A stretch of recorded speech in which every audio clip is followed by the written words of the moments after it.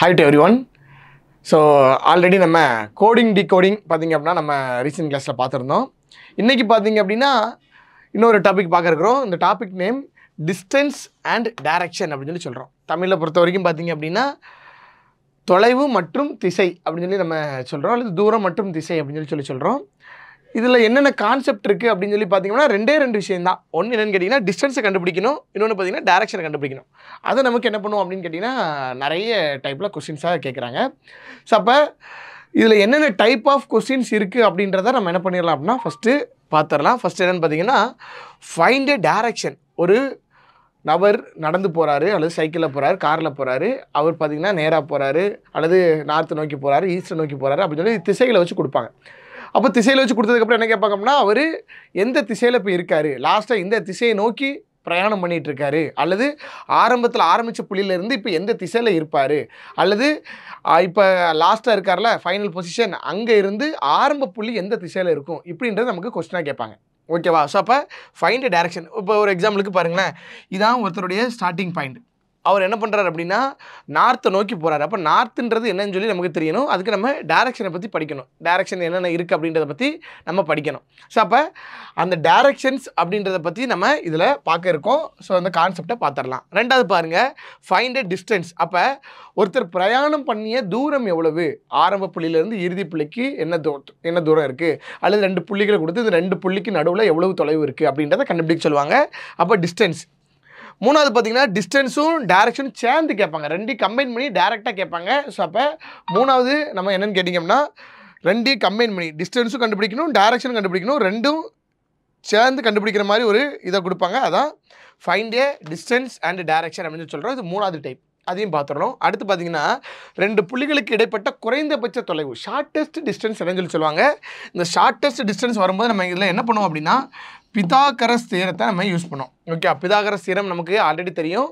ஒரு செங்கோண முக்கோணத்தை வச்சு இருக்கக்கூடிய தியரம் தான் பார்த்தீங்கன்னா ஒரு ரைட் ஆங்கிள் ட்ரையாங்கிள் வச்சு இருக்கக்கூடியதான் என்னது பிதாகரஸ் தியரம். இதை நம்ம பார்ப்போம். அடுத்து பார்த்தீங்கன்னா ஃபைண்ட் ஆங்கிள். ஸோ பார்த்தீங்கன்னா ஆங்கிள் கண்டுபிடிக்கிற மாதிரி ஒரு ஆரம்ப புள்ளிக்கு இறுதி புள்ளிக்கும் நடுவில் எவ்வளவு கோணம், அவர் பார்த்தீங்கன்னா கடிகார திசையில் சுற்றுவார், கடிகாரத்தோட பக்கத்தில் சுற்றுறாரு இப்படின்னு சொல்லி நம்ம கொடுப்பாங்க. ஃபைண்ட் ஆங்கிள், இது ஒரு டைப்பாக கொஸ்டின் கேட்குறாங்க.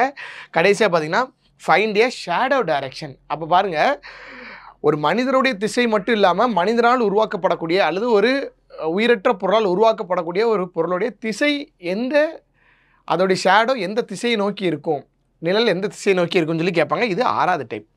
ஒன் பை ஒன்னாக நம்ம என்ன பண்ணலாம் அப்படின்னா பார்த்தோன்னா அதுக்கு முன்னாடி கான்செப்டில் என்னென்ன விஷயங்கள் பார்க்கணுன்றதை நம்ம என்ன பண்ணிக்குவோம், தெளிவுபடுத்திக்குவோம். ஃபஸ்ட்டு பார்த்தீங்க அப்படின்னா என்னென்ன திசைகள் இருக்குதுன்னு பார்த்தீங்கன்னா மொத்தம் 4 முக்கியமான மேஜர் திசைகள் 4 இருக்குது.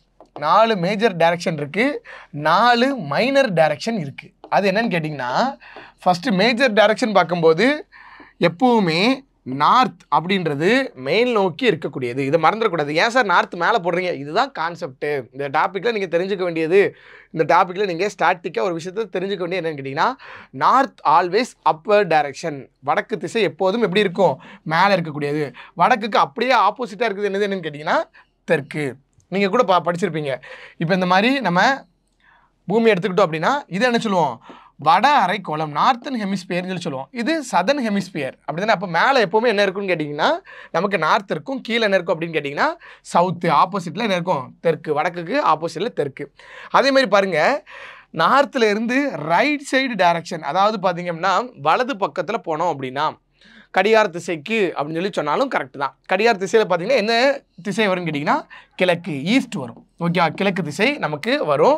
ஸோ அப்போ ஞாபகம் வச்சுக்கணும், நார்த்தில் இருந்து கடிகார திசையில் வந்தோன்னா அடுத்து என்ன திசை வரும்னு கேட்டிங்க அப்படின்னா ஈஸ்ட்டு. அது கடிகார திசை கிளாக் வைஸ் டைரக்ஷன் சொல்லலாம், அல்லது டுவர்ட்ஸ் ரைட், அதாவது வலது பக்கத்தில் இருக்கக்கூடிய திசை என்னன்னு கேட்டாலும் அதுதான் என்னது தான் கிழக்கு தான். அதே வடக்குக்கு ஆன்டி கிளாக் வைஸில் கடிகார திசைக்கு எதிர் திசையில் அல்லது பார்த்திங்கன்னா இடது பக்கத்தில் இருக்கக்கூடிய திசை என்னன்னு கேட்டிங்க அப்படின்னா வெஸ்ட், அதாவது மேற்குன்னு சொல்லி சொல்லுவோம். அப்போ நீங்கள் ஏதாவது ஒன்று தெரிஞ்சுக்கிட்டால் போதும். கிழக்குக்கு எப்போவுமே ஆப்போசிட் என்ன தான் இருக்கும், மேற்கு. அது நமக்கு தெரிஞ்சது தான். கரெக்டாக? அப்போ கிழக்குங்கிறது வடக்குக்கு வலதுபுறமாகவும் அதே மேற்குங்கிறது வடக்குக்கு இடதுபுறமாகவும் இருக்கும். இதே தெற்கு எடுத்துக்கிட்டிங்கன்னு வைங்களேன், தெற்குங்கிறது எப்படி இருக்கும் அப்படின்னு கேட்டிங்கன்னா சவுத்தில் இருந்து ஆன்டி கிளாக் வைஸ் டைரக்ஷனில் போனால் நமக்கு என்ன வரும்னு கேட்டிங்கன்னா ஈஸ்ட் வரும். அதாவது தெற்கு திசைக்கு இடது பக்கம் போனீங்கன்னா அல்லது கடிகார திசைக்கு எதிர் திசையில் போனீங்கன்னா நமக்கு என்ன வரும்னு கேட்டிங்கன்னா கிழக்கு வரும். அதே கடிகார திசையிலே வந்தீங்கன்னா நமக்கு என்ன வரும்னு கேட்டிங்கன்னா நமக்கு வெஸ்ட்டு மேற்கு வரும். அப்போ நல்லா ஞாபகம் வச்சுக்கணும். மேஜர் டைரக்ஷன் 4 தான். அது என்னன்னு கேட்டிங்கன்னா ஒன்று நார்த்து எப்போவுமே மேல் நோக்கி இருக்கும். அதுக்கு எதிர்ப்புறத்தில் என்ன இருக்குன்னு கேட்டிங்கன்னா சவுத்து. நார்த்துலேருந்து ரைட் சைடு போனீங்க அப்படின்னா நமக்கு ஈஸ்ட்டு, நார்த்துலேருந்து வெஸ்ட் அதாவது லெஃப்ட் சைடு போனீங்க அப்படின்னா நமக்கு என்ன வரும் வெஸ்ட்டு மேற்கு. கிழக்கு மேற்கு ஒன்றுக்கு ஒன்று ஆப்போசிட் டைரக்ஷன். இந்த 4 தான் என்னென்னு கேட்டிங்கன்னா மேஜர் டைரக்ஷன். மைனர் டைரக்ஷன் என்னென்னு கேட்டிங்க அப்படின்னா இந்த 4 மேஜர் டைரக்ஷனையும் கம்பைன் பண்ணி உருவாகக்கூடிய திசைகள் என்ன சொல்லுவோம்னு கேட்டிங்க அப்படின்னா நம்ம மைனர் டைரக்ஷன், துணை திசைகள் அப்படின்னு சொல்லுவோம். பாருங்கள், நார்த்துக்கும் ஈஸ்ட்டுக்கும் நடுவில் இருக்கிறது நார்த் ஈஸ்ட், வடக்குக்கும் கிழக்குக்கும் நடுவில் இருக்கிறது வடகிழக்கு. அதே நார்த்துக்கும் வெஸ்ட்டுக்கு நடுவில் இருக்கிறது நார்த் வெஸ்ட். ஓகேவா? ஸோ அப்போ நார்த் வெஸ்ட்டுன்றது பார்த்திங்க அப்படின்னா நமக்கு வடக்குக்கும் மேற்குக்கும் நடுவில் இருக்கக்கூடியது நமக்கு நார்த் வெஸ்ட், வடமேற்கு. அதே சவுத்துக்கும் வெஸ்ட்டுக்கு நடுவில் இருந்தால் சவுத் வெஸ்ட்டு, சவுத்துக்கும் ஈஸ்ட்டுக்கு நடுவில் இருந்தால் சவுத் ஈஸ்ட். ஓகேவா? ஸோ அப்போ 4 மைனர் டைரக்ஷனும் நமக்கு தெரியணும். ஓகேவா? ஸோ அப்போ ஒரு சம்மில் உங்களுக்கு கொடுக்குறாங்க, ஒருவர் ஒரு புள்ளியிலிருந்து வடக்கு நோக்கி செல்கிறார் அப்படின்னா நீங்கள் என்ன பண்ணணும், இதான் அந்த புள்ளி, அந்த புள்ளியை நீங்கள் வச்சுக்கணும். அங்கேருந்து வடக்குனா எங்கே இருக்குது, மேல் நோக்கி செல்லணும். இடதுபுறம் திரும்புகிறாரு, வலதுபுறம் திரும்புகிறாரு, அப்போ இடது வலது அப்படின்னு சொல்லி நம்ம என்ன பண்ணோம் அப்படின்னா அந்த திசையை மாற்றிக்கணும். அதே ஒருவர் ஒரு புள்ளியிலேருந்து கிழக்கு நோக்கினா எப்படி கிழக்கு நோக்கி போகிறாரு அப்படின்னு அர்த்தம். மேற்கு நோக்கினா மேற்கு நோக்கி போகிறாரு அப்படின்னு சொல்லி நம்ம எடுத்துக்கணும். முதல்ல மட்டும்தான் திசையை கொடுப்பாங்க. அடுத்து என்ன சொல்லுவாங்க, வலது பக்கம் திரும்புகிறாரு, இடது பக்கம் திரும்புகிறாரு, ரைட் சைடு டர்ன் பண்ணுறாரு, லெஃப்ட் சைடு டர்ன் பண்ணுறாரு அப்படின்னு சொல்லி நமக்கு கொடுப்பாங்க. சரி, அதை பார்க்க வேண்டியது இருக்குது. சரி, ஓகே. இப்போ இதில் இன்னொரு விஷயம் நீங்கள் கற்றுக்கணும். என்னன்னு கேட்டிங்கன்னா ஃபஸ்ட்டு கான்செப்சுவலாக நீங்கள் சில விஷயங்களை லேர்ன் பண்ணிக்கணும். அது என்னன்னு கேட்டிங்கன்னா இப்போ ஒருவர் ஒரு புள்ளியிலேருந்து கிளம்பி வடக்கில் போகிறாரு. ஓகே, இதான் வடக்கு. இங்கேருந்து வலதுபுறம் திரும்புகிறார். வலதுபுறம்னா எப்போவுமே என்னது கிளாக் வைஸ் டைரக்ஷன். அப்போ திரும்புகிறாருன்னா எப்படி திரும்பணும், இப்படி திரும்பணும். இப்படி போகலாமா சார் அப்படின்னா அப்படிலாம் போகக்கூடாது. ஓகே, எப்போவுமே டேர்ன் ஆல்வேஸ் 90 டிகிரியில் இருக்கணும். டேர்ன் எப்போவுமே எப்படி இருக்கும், 90 டிகிரியில் திரும்புகிற மாதிரி இருக்கும். வலதுபுறம் திரும்புகிறாரு, மறுபடியும் வலதுபுறம் அப்படின்னா என்னன்னு கேட்டிங்கன்னா இப்படி வரும். நீங்கள் நல்லா ஞாபகம் வச்சுக்கணும், இங்கேயும் ரைட்டு இங்கேயும் ரைட்டு, கரெக்டாக இங்கேயும் வலதுபுறம் திரும்புகிறாரு, இங்கேயும் வலதுபுறம். எங்கே 2 அடுத்தடுத்த டர்ன் ஒரே மாதிரியான டேனாக இருக்கோ அங்கே பா அப்படின்ற ஷேப் உருவாகும். பாருங்கள், பா உருவாகுது. இப்போ அடுத்து பாருங்களேன், இப்போ அவர் லெஃப்ட்டுன்னு சொல்கிறாரு. அடுத்து என்ன பண்ணுறாரு, லெஃப்ட் போனார்னா இப்படி போகும், லெஃப்ட்டு. அகெயின் லெஃப்ட்னா என்ன உருவாகணும் அப்படின்னா பா உருவாகணும். இப்போ பாருங்கள், அகெயின் லெஃப்ட்னா எங்கே உருவாயிரும், பா உருவாயிரும். ஒருவேளை லெஃப்ட் இல்லை ரைட்டுன்னு வைங்களேன், அந்த இடத்துல என்ன உருவாகாது, நமக்கு பாங்கிற ஷேப் உருவாகாது. ரைட்டுனா இப்படி உருவாயிரும். அகெயின் இப்போ ஃபஸ்ட்டு ரைட்டு திரும்பிட்டாங்க, அடுத்து ரைட்டு வருது, அப்போ 2 அடுத்தடுத்து ரைட்டு வந்துடுச்சா, அப்போ என்ன உருவாகணும், பா. அப்போ இப்போ எப்படி டர்ன் ஆகணும், இப்படி டர்ன் ஆகும். ஓகேவா? ஸோ அப்போ நல்லா ஞாபகம் வச்சுக்கணும், எங்கே அடுத்தடுத்த 2 டர்ன் நமக்கு ஒரே மாதிரி கன்சிக்யூட்டிவாக நமக்கு சேமாக வருதோ அங்கே பா அப்படின்ற ஷேப் உருவாகும். ஏன்னா நீங்கள் சம் சால்வ் பண்ணும்போது கொஞ்சம் குயிக்காக சால்வ் பண்ணுவீங்க. அப்போ இந்த ஒரு டேர்மை ஞாபகம் வச்சுக்கோங்க. ஓகேவா? இப்போ ஒரு எக்ஸாம்பிளுக்கு சொல்கிறேன், ஒருவர் நார்த் நோக்கி போகிறாரு, ரைட்டு, அடுத்த ரைட்டுன்னு வந்துச்சுன்னா பா உருவாகணும். உருவாகலை அப்படின்னா லெஃப்ட்டு டர்ன் பண்ணால் உருவாகக்கூடாது, அப்போ மேலே போயிடணும். அடுத்து லெஃப்ட்னா பா உருவாகணும், அப்போ பானை இப்படி வந்துடணும். ஒருவேளை பா வராமல் அவர் அதாவது லெஃப்ட் டர்ன் பண்ணாமல் இருந்தாருன்னா ரைட்டுன்னு வைங்களா, நீங்கள் என்ன கான்சியஸ் வச்சுக்கணும், அப்போ பா உருவாகக்கூடாது, இப்படி போகணும் அப்படின்னு ஞாபகம் வச்சுக்கணும். ஓகேவா? நீங்கள் எங்கே அந்த டயக்ராம் வரையும் போது நீங்கள் எங்கெல்லாம் பா உருவாயிருக்குன்றதை ஒரு டைம் பார்த்துட்டீங்க அப்படின்னா அந்த இடத்துல 2 கன்சிக்யூட்டிவான டர்ன் ஒரே மாதிரியான டர்னாக இருந்துச்சுன்னா மட்டும்தான் உருவாகும். அதை நம்ம கன்ஃபார்ம் பண்ணிக்கலாம். இதே 3 டர்ன் இருந்துச்சுன்னு வைங்களா, இப்போ ஒரு எக்ஸாம்பிளுக்கு ஒருத்தர் என்ன பண்ணுறாரு அப்படின்னா நமக்கு ஒரு பாயிண்ட்லேருந்து ஸ்டார்ட் பண்ணுறாரு, ரைட்டு டர்ன் பண்ணுறாரு, அகெயின் ரைட்டு டர்ன் பண்ணுறாரு, அகெயின் ரைட்டு டர்ன் பண்ணுறாருன்னா மறுபடியும் என்ன ஆயிருன்னு கேட்டிங்கன்னா அது ஒரு பாக்ஸை உருவாக்கிறோம். கன்சிக்யூட்டிவாக 3 டைரக்ஷன் 3 டர்ன் நமக்கு ஒரே மாதிரியான டர்னாக இருந்துச்சுன்னா அந்த இடத்துல ஒரு பாக்ஸ் உருவாகும். இப்போ ஒரு எக்ஸாம்பிளுக்கு பாருங்கள், இந்த பாயிண்ட்லேருந்து கிளம்புறாரு, நார்த்தில் போகிறாரு, லெஃப்ட்டு அகெயின் லெஃப்ட்னால் நமக்கு என்ன உருவான்னு கேட்டிங்கன்னா ஒரு பாக்ஸ் உருவாயிரும். அப்போ நல்லா ஞாபகம் வச்சுக்கணும், கன்சிக்யூட்டிவ் டர்ன்ஸ் பார்த்திங்கன்னா நமக்கு அடுத்தடுத்து வரக்கூடிய 2 டர்ன்ஸ் நமக்கு சேம் டர்ன்ஸாக இருந்துச்சுன்னா அந்த இடத்துல பா அப்படின்ற ஒரு ஷேப் ஃபார்ம் ஆகும். அதே பார்த்திங்க அப்படின்னா 3 கன்சிக்யூட்டிவ் ஆஃப் டர்ன்ஸ் ஒரே மாதிரி இருந்துச்சுன்னா அந்த இடத்துல நமக்கு ஒரு பாக்ஸ் உருவாகும் அப்படின்றத மறந்துட வேண்டாம். ஓகேவா? இதெல்லாம் எதுக்கு சார் இதெல்லாம் நம்ம கற்றுக்குறோம் அப்படின்னா சம் சால்வ் பண்ணும்போது நம்ம கரெக்டாக டர்ன் பண்ணுறோமா அப்படின்றத ஒரு டைம் என்ன பண்ணிக்கலாம், கன்ஃபார்ம் பண்ணிக்கலாம். அதுக்காக தான் இதை சொல்கிறேன். ஸோ அப்போ இந்த இடத்துல நம்ம என்ன கற்றுக்கிட்டோம் அப்படின்னா மேஜர் டைரக்ஷன் என்னென்ன, மைனர் டைரக்ஷன் என்னென்ன அப்படின்றத நம்ம பார்த்துருக்கோம். ஓகேவா? ஸோ இப்போ அடுத்து போயிடலாம். அடுத்து பார்த்திங்க அப்படின்னா ஆங்கிள்ஸ். ஓகேவா? நல்லா ஞாபகம் வச்சுக்கணும், ஆங்கிள்ஸை பற்றி உங்களுக்கு நல்லா தெரியணும். டோட்டலாக ஒரு சர்க்கிள்னு எடுத்துக்கிட்டிங்கன்னு வைங்களேன், ஒரு சர்க்கிளோட டோட்டல் ஆங்கிள் எவ்வளோன்னு கேட்டிங்க அப்படின்னா 360 டிகிரி அப்படின்னு சொல்லி நமக்கு தெரியும். இப்போ இந்த சர்க்கிளை நம்ம என்ன பண்ணுறோம் அப்படின்னா 4 ஆஃபாக பிரிக்கிறோம். ஓகேவா, இப்படி 4 ஆஃபாக பிரிக்கிறோம். அப்போ இது நம்ம சொல்கிறோம் இது ஒரு கால்வட்டம் அப்படின்னு சொல்லி நம்ம சொல்கிறோம், அப்படி தானே? ஸோ இந்த கால்வட்டத்தோடைய ஆங்கிள் எவ்வளோன்னு கேட்டிங்கன்னா 90 டிகிரி. கரெக்டாக? அப்போ இது எவ்வளவு 90, இது எவ்வளவு 90, இது எவ்வளவு 90. சேம் அதே மாதிரி தான் நார்த்து சவுத்து ஈஸ்ட்டு வெஸ்ட்டுன்னு 4 டைரக்ஷன் பிரிக்கிங்களா, அடுத்தடுத்து 2 டைரக்ஷனுக்கு நடுவில் இருக்கக்கூடிய ஆங்கிள் எவ்வளோன்னு கேட்டிங்கன்னா 90 டிகிரி. ஓகேவா, அடுத்து கன்சிக்யூட்டிவாக வரக்கூடிய 2 மேஜர் டைரக்ஷனுக்கு நடுவில் இருக்கக்கூடிய ஆங்கிள் எவ்வளோன்னு கேட்டிங்க அப்படின்னா 90 டிகிரி. இதுவும் 90 டிகிரி, இதுவும் நமக்கு எவ்வளவு 90 டிகிரி. இதே 2 மைனர் டைரக்ஷன், இப்போ பாருங்கள், சவுத்துக்கு வெஸ்ட்டுக்கு நடுவில் இருக்கிறது சவுத் வெஸ்ட்டு, சவுத்துக்கும் ஈஸ்ட்டுக்கு நடுவில் இருக்கிறது சவுத் ஈஸ்ட்டு. இந்த 2க்கு நடுவில் எவ்வளோ ஆங்கிள் இருக்குன்னு கேட்டிங்க அப்படின்னா இங்கே நமக்கு எவ்வளோனா 90 டிகிரி. எப்படி சார் அப்படின்னு கேட்டிங்கன்னா நமக்கு ஆல்ரெடி தெரியும், நார்த்துக்கும் ஈஸ்ட்டுக்கும் எக்ஸாக்டாக நடுவில் போகிறது என்னது நார்த் ஈஸ்ட்டுன்னு சொல்லி சொன்னோம். கரெக்டாக? இதோடைய நார்த்துக்கும் ஈஸ்ட்டுக்கும் மொத்த ஆங்கிள் எவ்வளோனா 90னா இதில் பாதி எவ்வளோ இருக்கும், இது 45 இருக்கும், இதுவும் 45 இருக்குமா? கரெக்டாக? அப்படிதானே? இதுவும் 45 இருக்கும். அதே மாதிரி தான் இப்போ பாருங்கள், சவுத்துக்கும் வெஸ்ட்டுக்கும் நடுவில் இருக்கக்கூடிய ஆங்கிள் எவ்வளோ இருக்கும் அப்படின்னா 45 டிகிரி இருக்கும். சவுத்துக்கும் ஈஸ்ட்டுக்கு நடுவில் இருக்கக்கூடிய இந்த சவுத் ஈஸ்ட்டுக்கு நடுவில் இருக்கக்கூடிய ஆங்கிள் எவ்வளோ இருக்குன்னா 45 இருக்கும். அப்போ 2 மைனர் டைரக்ஷன் நடுவில் இருக்கக்கூடிய ஆங்கிள் எவ்வளோன்னு கேட்டிங்கன்னா 45 + 45 90 டிகிரி. அப்போ இதை ஞாபகம் வச்சுக்கணும், இந்த 3 பாயிண்ட் ஞாபகம் வச்சுக்கணும். Angle between 2 consecutive major direction, அடுத்தடுத்து வரக்கூடிய 2 முக்கியமான திசைகளுக்கு இடைப்பட்ட கோணம் எவ்வளோன்னு கேட்டிங்கன்னா 90 டிகிரி. நார்த்தாக இருந்தாலும் சரி, நார்த்துக்கும் ஈஸ்ட்டுக்கு நடுவில், அல்லது நார்த்துக்கும் வெஸ்ட்டுக்கு நடுவில், அல்லது ஈஸ்ட்டுக்கும் சவுத்துக்கு நடுவில், அல்லது சவுத்துக்கும் வெஸ்ட்டுக்கு நடுவில், இந்த அடுத்தடுத்து வரக்கூடிய 2 மேஜர் டைரக்ஷன் நடுவில் இருக்கக்கூடிய ஆங்கிள் எவ்வளோனா 90. இப்போ நார்த்துக்கு சவுத்துக்கு நடுவில் எவ்வளோ ஆங்கிள் இருக்குன்னு கேட்டாங்கன்னா இது ஒரு 90, இது ஒரு 90, மொத்தம் எவ்வளவு 180. இதே நார்த்துக்கும் வெஸ்ட்டுக்கும் கிளாக் வைஸ் டைரக்ஷனில் எவ்வளோ ஆங்கிள் கேட்டாங்கன்னா 90, 90, 90, மொத்தம் எவ்வளவு 270 டிகிரி. அப்போ இதை மறந்துடக்கூடாது. ஓகே, என்ன ஆங்கிள் கேட்டாலும் நீங்கள் கடகடன் போட கற்றுக்கணும். அதே பாருங்கள், 2 மைனர் டைரக்ஷனுக்கு நடுவில் இருக்கக்கூடிய 2 அடுத்தடுத்து வரக்கூடிய மைனர் டைரக்ஷன் நடுவில் இருக்கக்கூடிய ஆங்கிள் எவ்வளோனா 90. ஒரு எக்ஸாம்பிளுக்கு பாருங்கள், இப்போ இந்த நார்த்துக்கும் வெஸ்ட்டுக்கு நடுவில் இருக்கக்கூடியது என்னது நார்த் வெஸ்ட்டு, இது எவ்வளவு 45, இதுவும் 45. அப்போ டோட்டலாக இது 2 அடுத்தடுத்து துணை திசைகளுக்கு இடைப்பட்ட கோணம் எவ்வளோன்னு கேட்டாங்கன்னா அங்கேயும் எவ்வளவு தான் 90 டிகிரி தான். ஓகே, அடுத்து பாருங்கள், angle between 2 consecutive major and minor direction, 2 அடுத்தடுத்து வரக்கூடிய ஒரு மேஜர் ஒரு மைனர், இதுக்கு நடுவில் இருக்கக்கூடிய ஆங்கிள் எவ்வளோனா 45. ஒரு மேஜர் ஒரு மைனர், இதுக்கு நடுவில் இருக்கக்கூடிய ஆங்கிள் எவ்வளோன்னு கேட்டிங்கன்னா 45. இதுக்கு நடுவில் இருக்கிறது 45, இதில் இருக்குது 45, இது 45. அப்போ இதை 3 பாயிண்ட் ஞாபகம் வச்சுக்கணும். 2 அடுத்தடுத்து வரக்கூடிய முக்கியமான திசையாக இருந்தாலும் சரி, துணை திசையாக இருந்தாலும் அதுக்கு நடுவில் இருக்கக்கூடிய ஆங்கிள் எவ்வளோனா 90 டிகிரி. இதே 2 அடுத்தடுத்து வரக்கூடிய மேஜர் அண்ட் மைனர் டைரக்ஷனுக்கு நடுவில் இருக்கக்கூடிய ஆங்கிள் எவ்வளோன்னு கேட்டால் 45 டிகிரி. ஒருவேளை பாருங்கள், இப்போ நானே கேட்குறேன் உங்களுக்கு, இப்போ உங்களாலேயே சொல்ல முடியும்னு நினைக்கிறேன். பாருங்கள், இப்போ நார்த்துக்கும் சவுத் வெஸ்ட்டுக்கும் நடுவில் எவ்வளோ ஆங்கிள் அப்படின்னு சொல்லி கேட்டாங்கன்னா நீங்கள் என்ன பண்ணணும், இது ஒரு 90 டிகிரி, இது ஒரு 90 டிகிரி, இது ஒரு 45 டிகிரி அப்படின்னு போட்டு எடுக்கணும். அப்போ 180, 225 டிகிரி தான் ஆன்சர். இதே ஆன்டி கிளாக் வைஸ்ன்னு பார்த்தீங்கன்னா இந்த நடுவில் இருக்கக்கூடிய ஆங்கிள் 90, இதுக்கு நடுவில் இருக்கக்கூடிய ஆங்கிள் எவ்வளோ 45. அப்போ 2 ஆட் பண்ணால் எவ்வளோன்னு கேட்டிங்க அப்படின்னா 90 + 45 135 டிகிரி அப்படின்றத நம்ம ஆன்சர் பண்ணுறோம். அப்போ ஆங்கிள் 2 திசைகளுக்கு நடுவில் இருக்கக்கூடிய கோணங்கள் எவ்வளோன்னு கேட்டாலும் நம்மளால் சொல்ல தெரியணும். ஸோ அது ஒரு டைப்பாக சம்மில் கேட்பாங்க, அதை பார்த்துருக்கோம் கான்செப்டாக.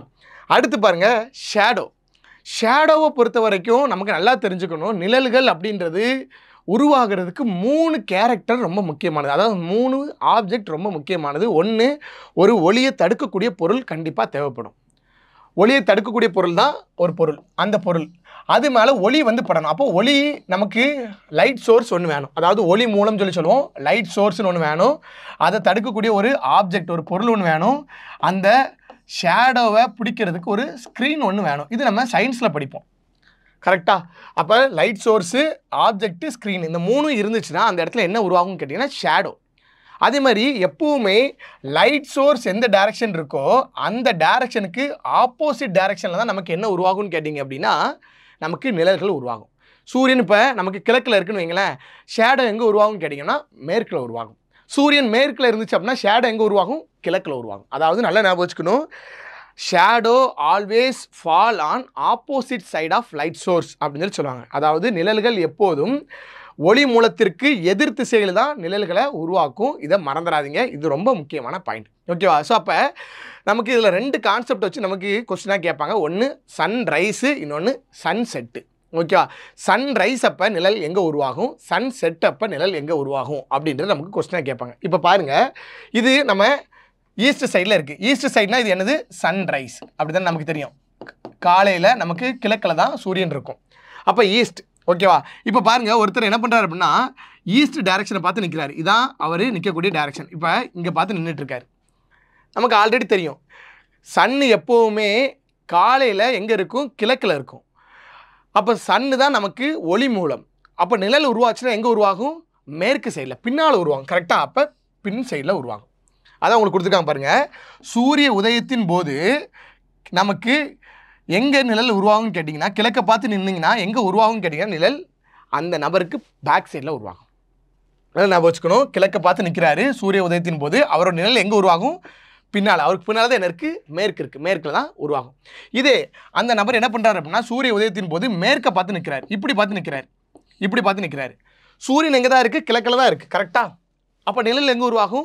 மேற்கில் தான் உருவாகும். அப்போ இங்கே தான் உருவாகும். கரெக்டாக? இங்கே தான் உருவாகும். அப்போ அது அவருக்கு முன்னால் உருவாகும். அவருடைய இன்ஃப்ரண்டில் உருவாகும். ஓகே? அப்போ நல்லா ஞாபகம் வச்சுக்கணும். சன்ரைஸ் அப்போ நம்ம கிழக்க பார்த்து நின்னோன்னா நமக்கு நிழல் எங்கே உருவாகும்? பின்னால் உருவாகும். காரணம் என்னென்னு கேட்டிங்கன்னா, சன்ரைஸ் அப்போ சூரியன் கிழக்கில் இருக்கும், நிழல் நமக்கு மேற்கில் உருவாகும். இதே மேற்க பார்த்து நின்னார்னா அவரே மேற்க பார்த்தா நிற்கிறாரு. அப்போ அவருக்கு முன்னாலே என்ன ஆகும்னு கேட்டிங்கன்னா நிழல் உருவாகும். ஸோ அப்போ இதை ஞாபகம் வச்சுக்கணும். இதே சன்ரைஸ் அப்போ பாருங்கள், சன்ரைஸ் அப்போ இப்போ சூரியன் எங்கே இருக்குன்னு கேட்டிங்கன்னா நமக்கு வெஸ்ட் சைடில் இருக்கும். இப்போ ஒருத்தர் பாருங்கள் கிழக்க பார்த்து நிற்கிறார். இப்படி நிற்கிறார். கிழக்க பார்த்து நிற்கிறார்.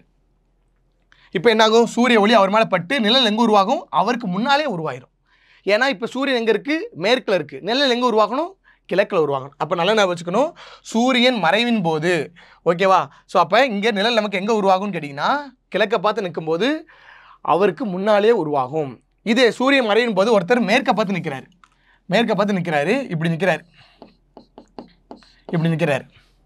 இப்போ நிழல் எங்கே உருவாகும்? இவர் மேலே சூரிய ஒளி பட்டு பின்னால் ஈஸ்ட்டில் உருவாகும். ஏன்னா சூரியன் நமக்கு வெஸ்ட்டில் இருக்குது, நிழல் நமக்கு எங்கே உருவாகும்? ஈஸ்ட்டில் உருவாகும். அப்போ பாருங்கள், சூரியன் மறைவின் போது மேற்க பார்த்து நின்னீங்கன்னா நிழல் எங்கே உருவாகும்னு கேட்டிங்கன்னா அவருக்கு பின்புறம் நமக்கு உருவாகும். ஓகே? அப்போ நீங்கள் இதில் ஏதோ ஒன்று ஞாபகம் வச்சுக்கணும். ஓகேவா? ஏன்னா இங்கே உங்களுக்கு கிழக்கு வர்றது இங்கே மேற்கில் வரும், இங்கே உங்களுக்கு மேற்கில் வர்றது இங்கே கிழக்கு வரும். அப்போ நல்லா ஞாபகம் வச்சுக்கணும். சூரிய உதயத்தின் போது ஒருத்தர் கிழக்க பார்த்து நின்னார்னா அவருக்கு பின்னால் நிழல் உருவாகும். இதே அவர் மேற்க பார்த்து நின்னார்னா அவருக்கு முன்னால் நிழல் உருவாகும். இதே சூரிய மறைவின் போது அப்படியே ஆப்போசிட்டாக வரும். கிழக்க பார்த்து நிற்கும்போது அவருக்கு முன்னால் உருவாகும், மேற்க பார்த்து நிற்கும்போது அவருக்கு பின்னால் உருவாகும். ஸோ இந்த 4ஐயும் ஒன்றா சேர்த்து படிச்சுக்கலாம். அடுத்து பாருங்கள், ஒருத்தர் இப்போ என்ன பண்ணுறாரு அப்படின்னா சூரிய உதயத்தின் போது வலதுபுறத்து, அதாவது வடக்க பார்த்து நிற்கிறார். ஓகேவா? சரி, இப்போ பாருங்கள், இப்படி நிற்கிறார், வடக்க பார்த்து நிற்கிறார்.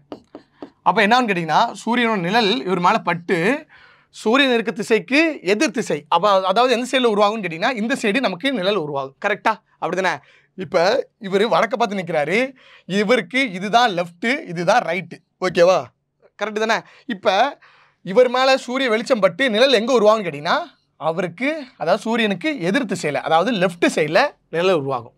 இதே பாருங்கள், அவர் இப்படி நிற்கிறாரு, வடக்கு, அதாவது நமக்கு தெற்கு பார்த்து நிற்கிறார். இப்படி நிற்கிறார். சூரிய ஒளி பட்டு என்ன உருவாகும்னு கேட்டிங்கன்னா நிழல் எங்கே உருவாகும்? இதே இடத்துல தான் உருவாகும். சூரியனுக்கு எதிர் திசை, அதாவது மேற்கு சைடு தான் உருவாகும்.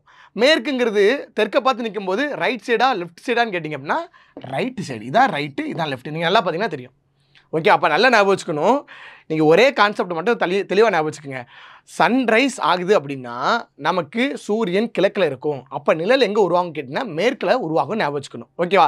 அப்போ ஒருத்தர் கிழக்க பார்த்து நின்னார்னா மேற்குங்கிறது அவருக்கு பின்புறம், ஒருத்தர் மேற்க பார்த்து நின்னார்னா அவருக்கு அது முன்புறம் அப்படின்னு ஞாபகம் வச்சுக்கணும். இதே வடக்க பார்த்து நின்னார் அப்படின்னா அது அவருக்கு லெஃப்ட் சைடு. அதே ஒருத்தர் பார்த்தீங்கன்னா தெற்க பார்த்து நிற்கிறாருன்னா அது அவருக்கு ரைட் சைடு. இதை மட்டும் ஞாபகம் வச்சுக்கோங்க. ஓகேவா? சூரியன் உதயத்தின் போது சூரியனுடைய திசை கிழக்கு, நிழல் எங்கே உருவாகும்னு கேட்டிங்கன்னா மேற்கு அப்படின்றத ஞாபகம் வச்சுக்கோங்க. அப்போ மேற்குங்கிறது நமக்கு ஒவ்வொரு திசைக்கு எப்படிப்பட்டதுன்றதை பார்த்துக்கணும். அப்போ மேற்கு நம்ம பார்க்கும்போது அவர் கிழக்க பார்த்து நின்னார்னா மேற்குங்கிறது அவருக்கு பின்புறம், அவர் மேற்க பார்த்து நின்னார்னா மேற்குங்கிறது அவருடைய முன்புறம், அவர் வடக்க பார்த்து நின்னார்னா மேற்குங்கிறது அவருக்கு இடதுபுறம், அவர் தெற்க பார்த்து நின்னார்னா மேற்குங்கிறது அவருக்கு வலதுபுறம் அப்படின்றத ஞாபகம் வச்சுக்கணும். இதே அப்படியே ஆப்போசிட்டாக போட்டுருங்க. இப்போ சூரியன் நமக்கு மேற்கில் இருக்குன்னு வைங்களேன், சன்செட் அப்போ சூரியன் மறையும் போது மேற்கில் இருக்குது அப்படின்னா நமக்கு நிழல் எங்கே உருவாகும் கேட்டிங்கன்னா கிழக்கை பார்த்து உருவாகும். இப்போ அவர் கிழக்கை பார்த்து நிற்கிறாரு அப்படின்னா கிழக்குங்கிறது அவருக்கு முன்புறம், மேற்கை பார்த்து நிற்கிறாரு அப்போ கிழக்குங்கிறது அவருக்கு பின்புறம். அதே அவர் பார்த்தீங்கன்னா வடக்கு பார்த்து நிற்கிறாருன்னா கிழக்குங்கிறது அவருக்கு வலதுபுறம், ரைட் சைடு. இதே வடக்கை பார்த்து அதாவது தெற்கை பார்த்து நிற்கிறாரு அப்படின்னா, நார்த்தை பார்த்து சவுத்தை பார்த்து நிற்கிறாரு அப்படின்னா அவருக்கு கிழக்குங்கிறது இடதுபுறம் அப்படின்றத நமக்கு தெளிவாக தெரிஞ்சுக்கணும். அப்போ கான்செப்ட் படி லைட் சோர்ஸுக்கு ஆப்போசிட் டைரக்ஷன் தான் நமக்கு நிழல் ஃபார்ம் ஆகும். அப்போ உங்களுக்கு கொஸ்டின் கேட்பாங்க, ஒருத்தர் பார்த்து நிற்கிறாரு, இவருடைய நிழல் அவருக்கு வலதுபுறம் உழுது அப்படின்னா எப்படி, அவர் எந்த திசையை பார்த்து நிற்கிறாரு அப்படின்னு சொல்லி கேட்பாங்க. அப்போ எப்போ வலதுபுறம் உருவாகும் எப்போ இடதுபுறம் உருவாகுன்ற கான்செப்ட் உங்களுக்கு தெளிவாக ஞாபகம் வச்சுக்கணும். அதுக்கு இந்த டேபிளை நீங்கள் படிக்கிறத விட பெட்டர் நான் என்ன சொல்கிறேன், லைட் சோர்ஸ் எங்கே இருக்கோ அதுக்கு ஆப்போசிட்டில் தான் நிழல் உருவாகும்னு சொல்லி ஞாபகம் வச்சுட்டு வலதுபுறமா இடதுபுறமா பின்புறமா முன்புறமான்றதை நம்ம கான்செப்டை கிளாரிட்டியாக கற்றுக்கிட்டாலே போதுமானது. ஓகேவா? ஸோ அப்போ மொத்தமாக கான்செப்ட்னு பார்க்கும்போது இவ்வளோ தான் நம்ம பார்க்க வேண்டியது இருக்குது. இப்போ 1 by 1 நம்ம என்ன பண்ணிடலாம், சம்முக்குள்ளே போயிடலாம். ஓகேவா? முதல் டைப்புன்றது நம்ம ஆல்ரெடி பார்த்தோம், டைரக்ஷனை கண்டுபிடிக்கிறது, எந்த திசைன்றதை கண்டுபிடிக்கிறது. ஸோ வெறுமையாக திசையை மட்டும் கண்டுபிடிக்க சொல்லுவாங்க, நம்ம அப்ரோச் பண்ணிடலாம். பாருங்கள், ஃபர்ஸ்ட் என்ன கொடுத்துருக்கான், you go north, turn right, then turn right again, then go to the left அப்படின்னு சொல்லி கொடுத்துருக்கான். முதல்ல என்ன சொல்கிறான், நீ வடக்கு நோக்கி செல்லுன்னு சொல்லிட்டா, வலதுபுறம் ஒரு டைம் திரும்பு, அடுத்து மறுபடியும் வலதுபுறம் திரும்பு, அடுத்து இடதுபுறம் திரும்பு, இப்போது எந்த திசையை நோக்கி இருப்பாய். அப்போ பாருங்கள், இதான் நம்ம ஸ்டார்டிங் பாயிண்ட். நான் இதை என்ன பண்ணிக்கிறேன், மார்க் பண்ணிக்கிறேன். இங்கேருந்து வடக்கு நோக்கி போகிறேன், இதான் நார்த்து. இங்கேருந்து என்ன பண்ணுறாங்க, ரைட் சைட் டேர்ன் சொல்கிறாங்க. அப்போ இது ரைட்டு டேர்ன் பண்ணிட்டேன். அடுத்த ரைட்டுன்னு சொல்லிட்டாங்க, ரெண்டாவது ரைட்டுன்னு சொல்லிட்டாங்க. 2 ரைட்டு வந்துச்சுன்னா என்ன உருவாகணும், பா உருவாகணும். அப்போ இந்த இடத்துல என்ன உருவாகிடுச்சு, பா. அடுத்த ரைட்டு டேர்ன் பண்ணிட்டேன். அடுத்து 3வது ரைட்னா என்ன உருவாகணும், பாக்ஸ் உருவாகணும். அப்போ இப்படி போட்டால் பாக்ஸ் உருவாகிடும். ஆனால் அவன் என்ன சொல்லிட்டான், 3வது ரைட்டு கிடையாது இடதுபுறம் லெஃப்ட்டுன்னு சொல்லிட்டான். அப்போ எப்படி டேர்ன் ஆகணும், இப்படி டேர்ன் ஆகணும். அப்போ லெஃப்ட்டு. இப்போ எந்த திசையை நோக்கி சென்று கொண்டிருப்பாய் அப்படின்னு சொல்லி கேட்குறாங்க. அப்போ இதான் லாஸ்ட் மீட்டான பாயிண்ட், இங்கே தான் டேர்ன் பண்ணியிருக்கீங்க. இப்போ இங்கே பாருங்கள், இது நமக்கு நார்த்துன்னு தெரியும், இது நமக்கு சவுத்துன்னு சொல்லி தெரியும், இது நமக்கு வெஸ்ட்டுன்னு சொல்லி தெரியும், இது நமக்கு ஈஸ்ட். அப்போ எந்த திசையை பார்த்து போயிட்டுருக்காரு, ஈஸ்ட்டை பார்த்து போயிட்டுருக்காரு. கிழக்கு தான் கரெக்டான ஆன்சர். ஓகேவா? ஸோ அப்போ தெளிவாக ஞாபகம் வச்சுக்கணும். இந்த டயக்ராம் வரையதை வச்சு நீங்கள் என்ன பண்ணிடலாம், போட்டு ஆன்சர் எடுத்துடலாம். ஸோ அப்போ இதுக்கு ஆன்சர் என்னன்னு கேட்டிங்கன்னா கிழக்கு. இப்போ அதே மாதிரி இன்னொரு சம்மு நமக்கு பாருங்கள், இப்போ டிஸ்டன்ஸை கொடுத்து நமக்கு கேட்குறாங்க. ஓகே பாருங்கள், Amit walked 30 metre towards east. என்ன சொல்கிறாங்க, அமித் என்பவர் 30 மீட்டர் கிழக்கு திசையை நோக்கி நடக்கிறார். அப்போ பாருங்கள், ஃபஸ்ட்டு ஸ்டார்டிங் பாயிண்ட் போட்டுருவோம். இதான் ஸ்டார்டிங் பாயிண்ட். இங்கேருந்து கிழக்குங்கிறது இதுதான். எவ்வளோ மீட்டர் போகிறாரு, 30 மீட்டர் இவர் போயிட்டார். அடுத்து என்ன சொல்கிறாங்க பாருங்கள், வலது பக்கம் திரும்பி 40 மீட்டர் நடக்கிறார். Took a right turn and walked 40 metres. அங்கேருந்து ரைட்டு டர்ன் பண்ணுறாரு. அப்போ இதில் நமக்கு ரைட்டுங்கிறது எப்போவுமே கிளாக் வைஸ். அப்போ இதான் இப்படி தான் வரும், அப்படி தானே. இங்கே திரும்புகிறாரு, எவ்வளவு 40 மீட்டர் டர்ன் பண்ணி 40 மீட்டர் நடந்துட்டார். அடுத்து என்ன சொல்கிறாங்க, தென் டுக் ஏ லெஃப்ட் டர்ன் வாக்டு 30 மீட்டர். அடுத்து என்ன சொல்கிறாரு, இடது பக்கம் திரும்பி மறுபடியும் 30 மீட்டர் நடக்கிறாராம். அப்போ இப்போ நீங்கள் ஈஸ்ட்டு நோக்கி வந்துட்டீங்க, ரைட் எடுத்துட்டீங்க, அகைன் ரைட்னா நமக்கு பா உருவாகணும்னு சொல்லி சொன்னேன். இப்போ என்ன சொல்லிட்டான், ரைட்டு கொடுக்கல, லெஃப்ட்டுன்னு கொடுத்துட்டான். அப்போ எப்படி வரக்கூடாது, இப்படி வரக்கூடாது, இப்படி வந்துச்சுன்னா பா உருவாயிடுச்சுன்னு அர்த்தம். பா வரக்கூடாது. அப்போ எப்படி டர்ன் பண்ண சொல்கிறான், லெஃப்ட் டர்ன் பண்ணி ஒரு 30 மீட்டர் நடக்க சொல்கிறாங்க. 30 மீட்டர். இப்போ என்ன கேட்குறாங்க, தற்போது ஆரம்ப புள்ளியிலிருந்து எந்த திசையில் நிற்கிறாள் அப்படின்னு சொல்லி நமக்கு கொஸ்டின் கேட்குறாங்க. ஓகே, அதாவது in which direction is now from the starting point. Starting பாயிண்ட்லேருந்து இதான் எண்டிங் பாயிண்ட், கரெக்டாக எண்டிங் பாயிண்ட்டு. ஸ்டார்டிங் பாயிண்ட்லேருந்து எண்டிங் பாயிண்ட் எந்த திசையில் இருக்குதுன்னு சொல்லி கேட்குறாங்க. அப்போ இதில் 2 டைப் கேட்கலாம். ஒன்று ஸ்டார்டிங் பாயிண்ட்லேருந்து எண்டிங் பாயிண்ட் எந்த திசைன்னு கேட்கலாம், அல்லது எண்டிங் பாயிண்ட்லேருந்து ஸ்டார்டிங் பாயிண்ட் எந்த திசைன்னு கேட்கலாம். ஓகேவா? நீங்கள் என்ன பண்ணுங்கள், ஸ்டார்டிங் பாயிண்டில் இருந்து எந்த திசைன்னு கேட்டாங்கன்னா ஸ்டார்டிங் பாயிண்டில் நமக்கு டைரக்ஷனை வரைஞ்சிருங்க. ஓகே பாருங்கள், இது நார்த்து, இது சவுத்து, இது ஈஸ்ட்டு, இது வெஸ்ட்டு. வரைஞ்சிட்டிங்களா? இப்போ பாருங்கள், சவுத்துக்கும் ஈஸ்ட்டுக்கும் நடுவில் போயிருக்கு, கரெக்டாக. சவுத்துக்கும் ஈஸ்ட்டுக்கும் நடுவில் அந்த கோடு போகுது, கரெக்டாக. அப்போ இது எந்த திசை, சவுத் ஈஸ்ட், அப்படி தானே, தென்கிழக்குன்னு சொல்லி சொல்லுவோம். அப்போ இதோடைய ஆன்சர் என்னன்னு கேட்டிங்கன்னா சவுத் ஈஸ்ட், தென்கிழக்கு அப்படின்னு சொல்லி போடுவோம். இது எண்டிங் பாயிண்ட்லேருந்து ஸ்டார்டிங் பாயிண்ட் எந்த டைரக்ஷன், அதாவது in which direction is he now from the ending பாயிண்ட்னு சொல்லி கொடுத்தாங்கன்னா எண்டிங் பாயிண்டில் டைரக்ஷனை வரைஞ்சிருங்க. இப்படி வரைஞ்சிங்க, நார்த்து, சவுத்து, ஈஸ்ட்டு, வெஸ்ட்டு. இப்போ பாருங்கள், நார்த்துக்கும் வெஸ்ட்டுக்கும் நடுவில் இருக்குது. அப்போ இது என்னது, நார்த் வெஸ்ட்டு அப்படின்னு சொல்லி நம்ம ஆன்சர் போடும். ஓகே புரியுதா? அப்போ நல்லா ஞாபகம் வச்சுக்கணும். ஆரம்ப புள்ளியிலேருந்துன்னு கேட்டாங்கன்னா ஆரம்ப புள்ளியில் டைரக்ஷன் வரைஞ்சிருங்க. இறுதி புள்ளியிலேருந்துன்னு கேட்டாங்க அப்படின்னா இறுதி புள்ளியிலேருந்து டைரக்ஷன் வரைஞ்சிருங்க. அப்போ இது நம்ம கேட்டது ஆரம்ப புள்ளியிலேருந்து தான். அப்போ என்ன டைரக்ஷன் கேட்டிங்கன்னா சவுத் ஈஸ்ட். இதுதான் கரெக்டான ஆன்சர். சவுத் ஈஸ்ட், தென்கிழக்கு அப்படின்னு சொல்லி சொல்லுவோம். ஓகேவா? சரி, இப்போ ஃபைண்ட் டைரக்ஷன், திசையை கண்டுபிடிக்கிறதுக்கு 3 டைப் கொடுப்பாங்க. ஒன்று நடந்து போகிறார், ரைட்டு லெஃப்ட்டுன்னு சொல்லி டர்ன் பண்ணுறாரு, லாஸ்ட்டாக எந்த திசையை பார்த்து நடந்துட்டு இருக்காரு, இது ஒரு டைப்பு. ரெண்டாவது ஆரம்ப புள்ளியிலேருந்து இறுதி புள்ளி எந்த திசையில் இருக்குது, ரெண்டாவது டைப்பு. மூணாவது என்ன கேட்பாங்க, இறுதி புள்ளியிலேருந்து ஆரம்ப புள்ளி எந்த டைரக்ஷனில் இருக்குது, மூணாவது டைப். மொத்தத்திலே 3 திசைகளை தான் நமக்கு கொஸ்டினாக கேட்பாங்க. ஸோ 3 நம்ம பார்த்தாச்சு. அடுத்து பாருங்கள், ரெண்டாவது ஃபைண்ட் டிஸ்டன்ஸ். நமக்கு திசையை கண்டுபிடிச்சாச்சு. இப்போ எவ்வளோ என்ன கண்டுபிடிக்க சொல்கிறாங்க, தூரத்தை கண்டுபிடிக்க சொல்கிறாங்க. ஓகேவா? பாருங்கள், Deepak starts walking towards east. அப்போ என்ன சொல்கிறாங்க, தீபக் ஒரு இடத்துலேருந்து கிழக்கு திசையை நோக்கி நடக்கிறாரு. அப்போ இதான் தீபக்கு, இதான் ஸ்டார்டிங் பாயிண்ட் வச்சுக்குவோம். இங்கேருந்து கிழக்கு நோக்கி நடக்கிறாரு, ஈஸ்ட்டை நோக்கி நடக்கிறாரு. ஈஸ்ட் நோக்கி எவ்வளோ தூரம் நடக்கிறாரு அப்படின்னா 75 மீட்டர் நடக்கிறார். ஓகேவா? 75 மீட்டர் நடக்கிறான். பின் இடதுபுறம் திரும்புகிறார். அப்போ 75 மீட்டர் அவர் நடந்து போயிடுறாரு. 75 மீட்டர் நடந்து போயிட்டு இப்போ என்ன பண்ணுறாரு அப்படின்னா இடதுபுறம் திரும்புகிறாரு. இடதுபுறம்னா நமக்கு ஆன்டி கிளாக் வைஸ்ன்னு சொல்லி தெரியும். அப்போ இடதுபுறம் இப்படி திரும்புகிறார். இங்கே எவ்வளோ தூரம் நடக்கிறாருன்னு பாருங்கள்.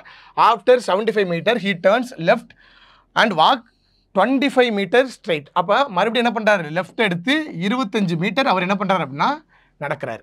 சரி, ஓகே. அடுத்து என்ன சொல்கிறாரு, அகெயின் ஹீ டர்ன்ஸ் லெஃப்ட்டுன்ட்டாங்க.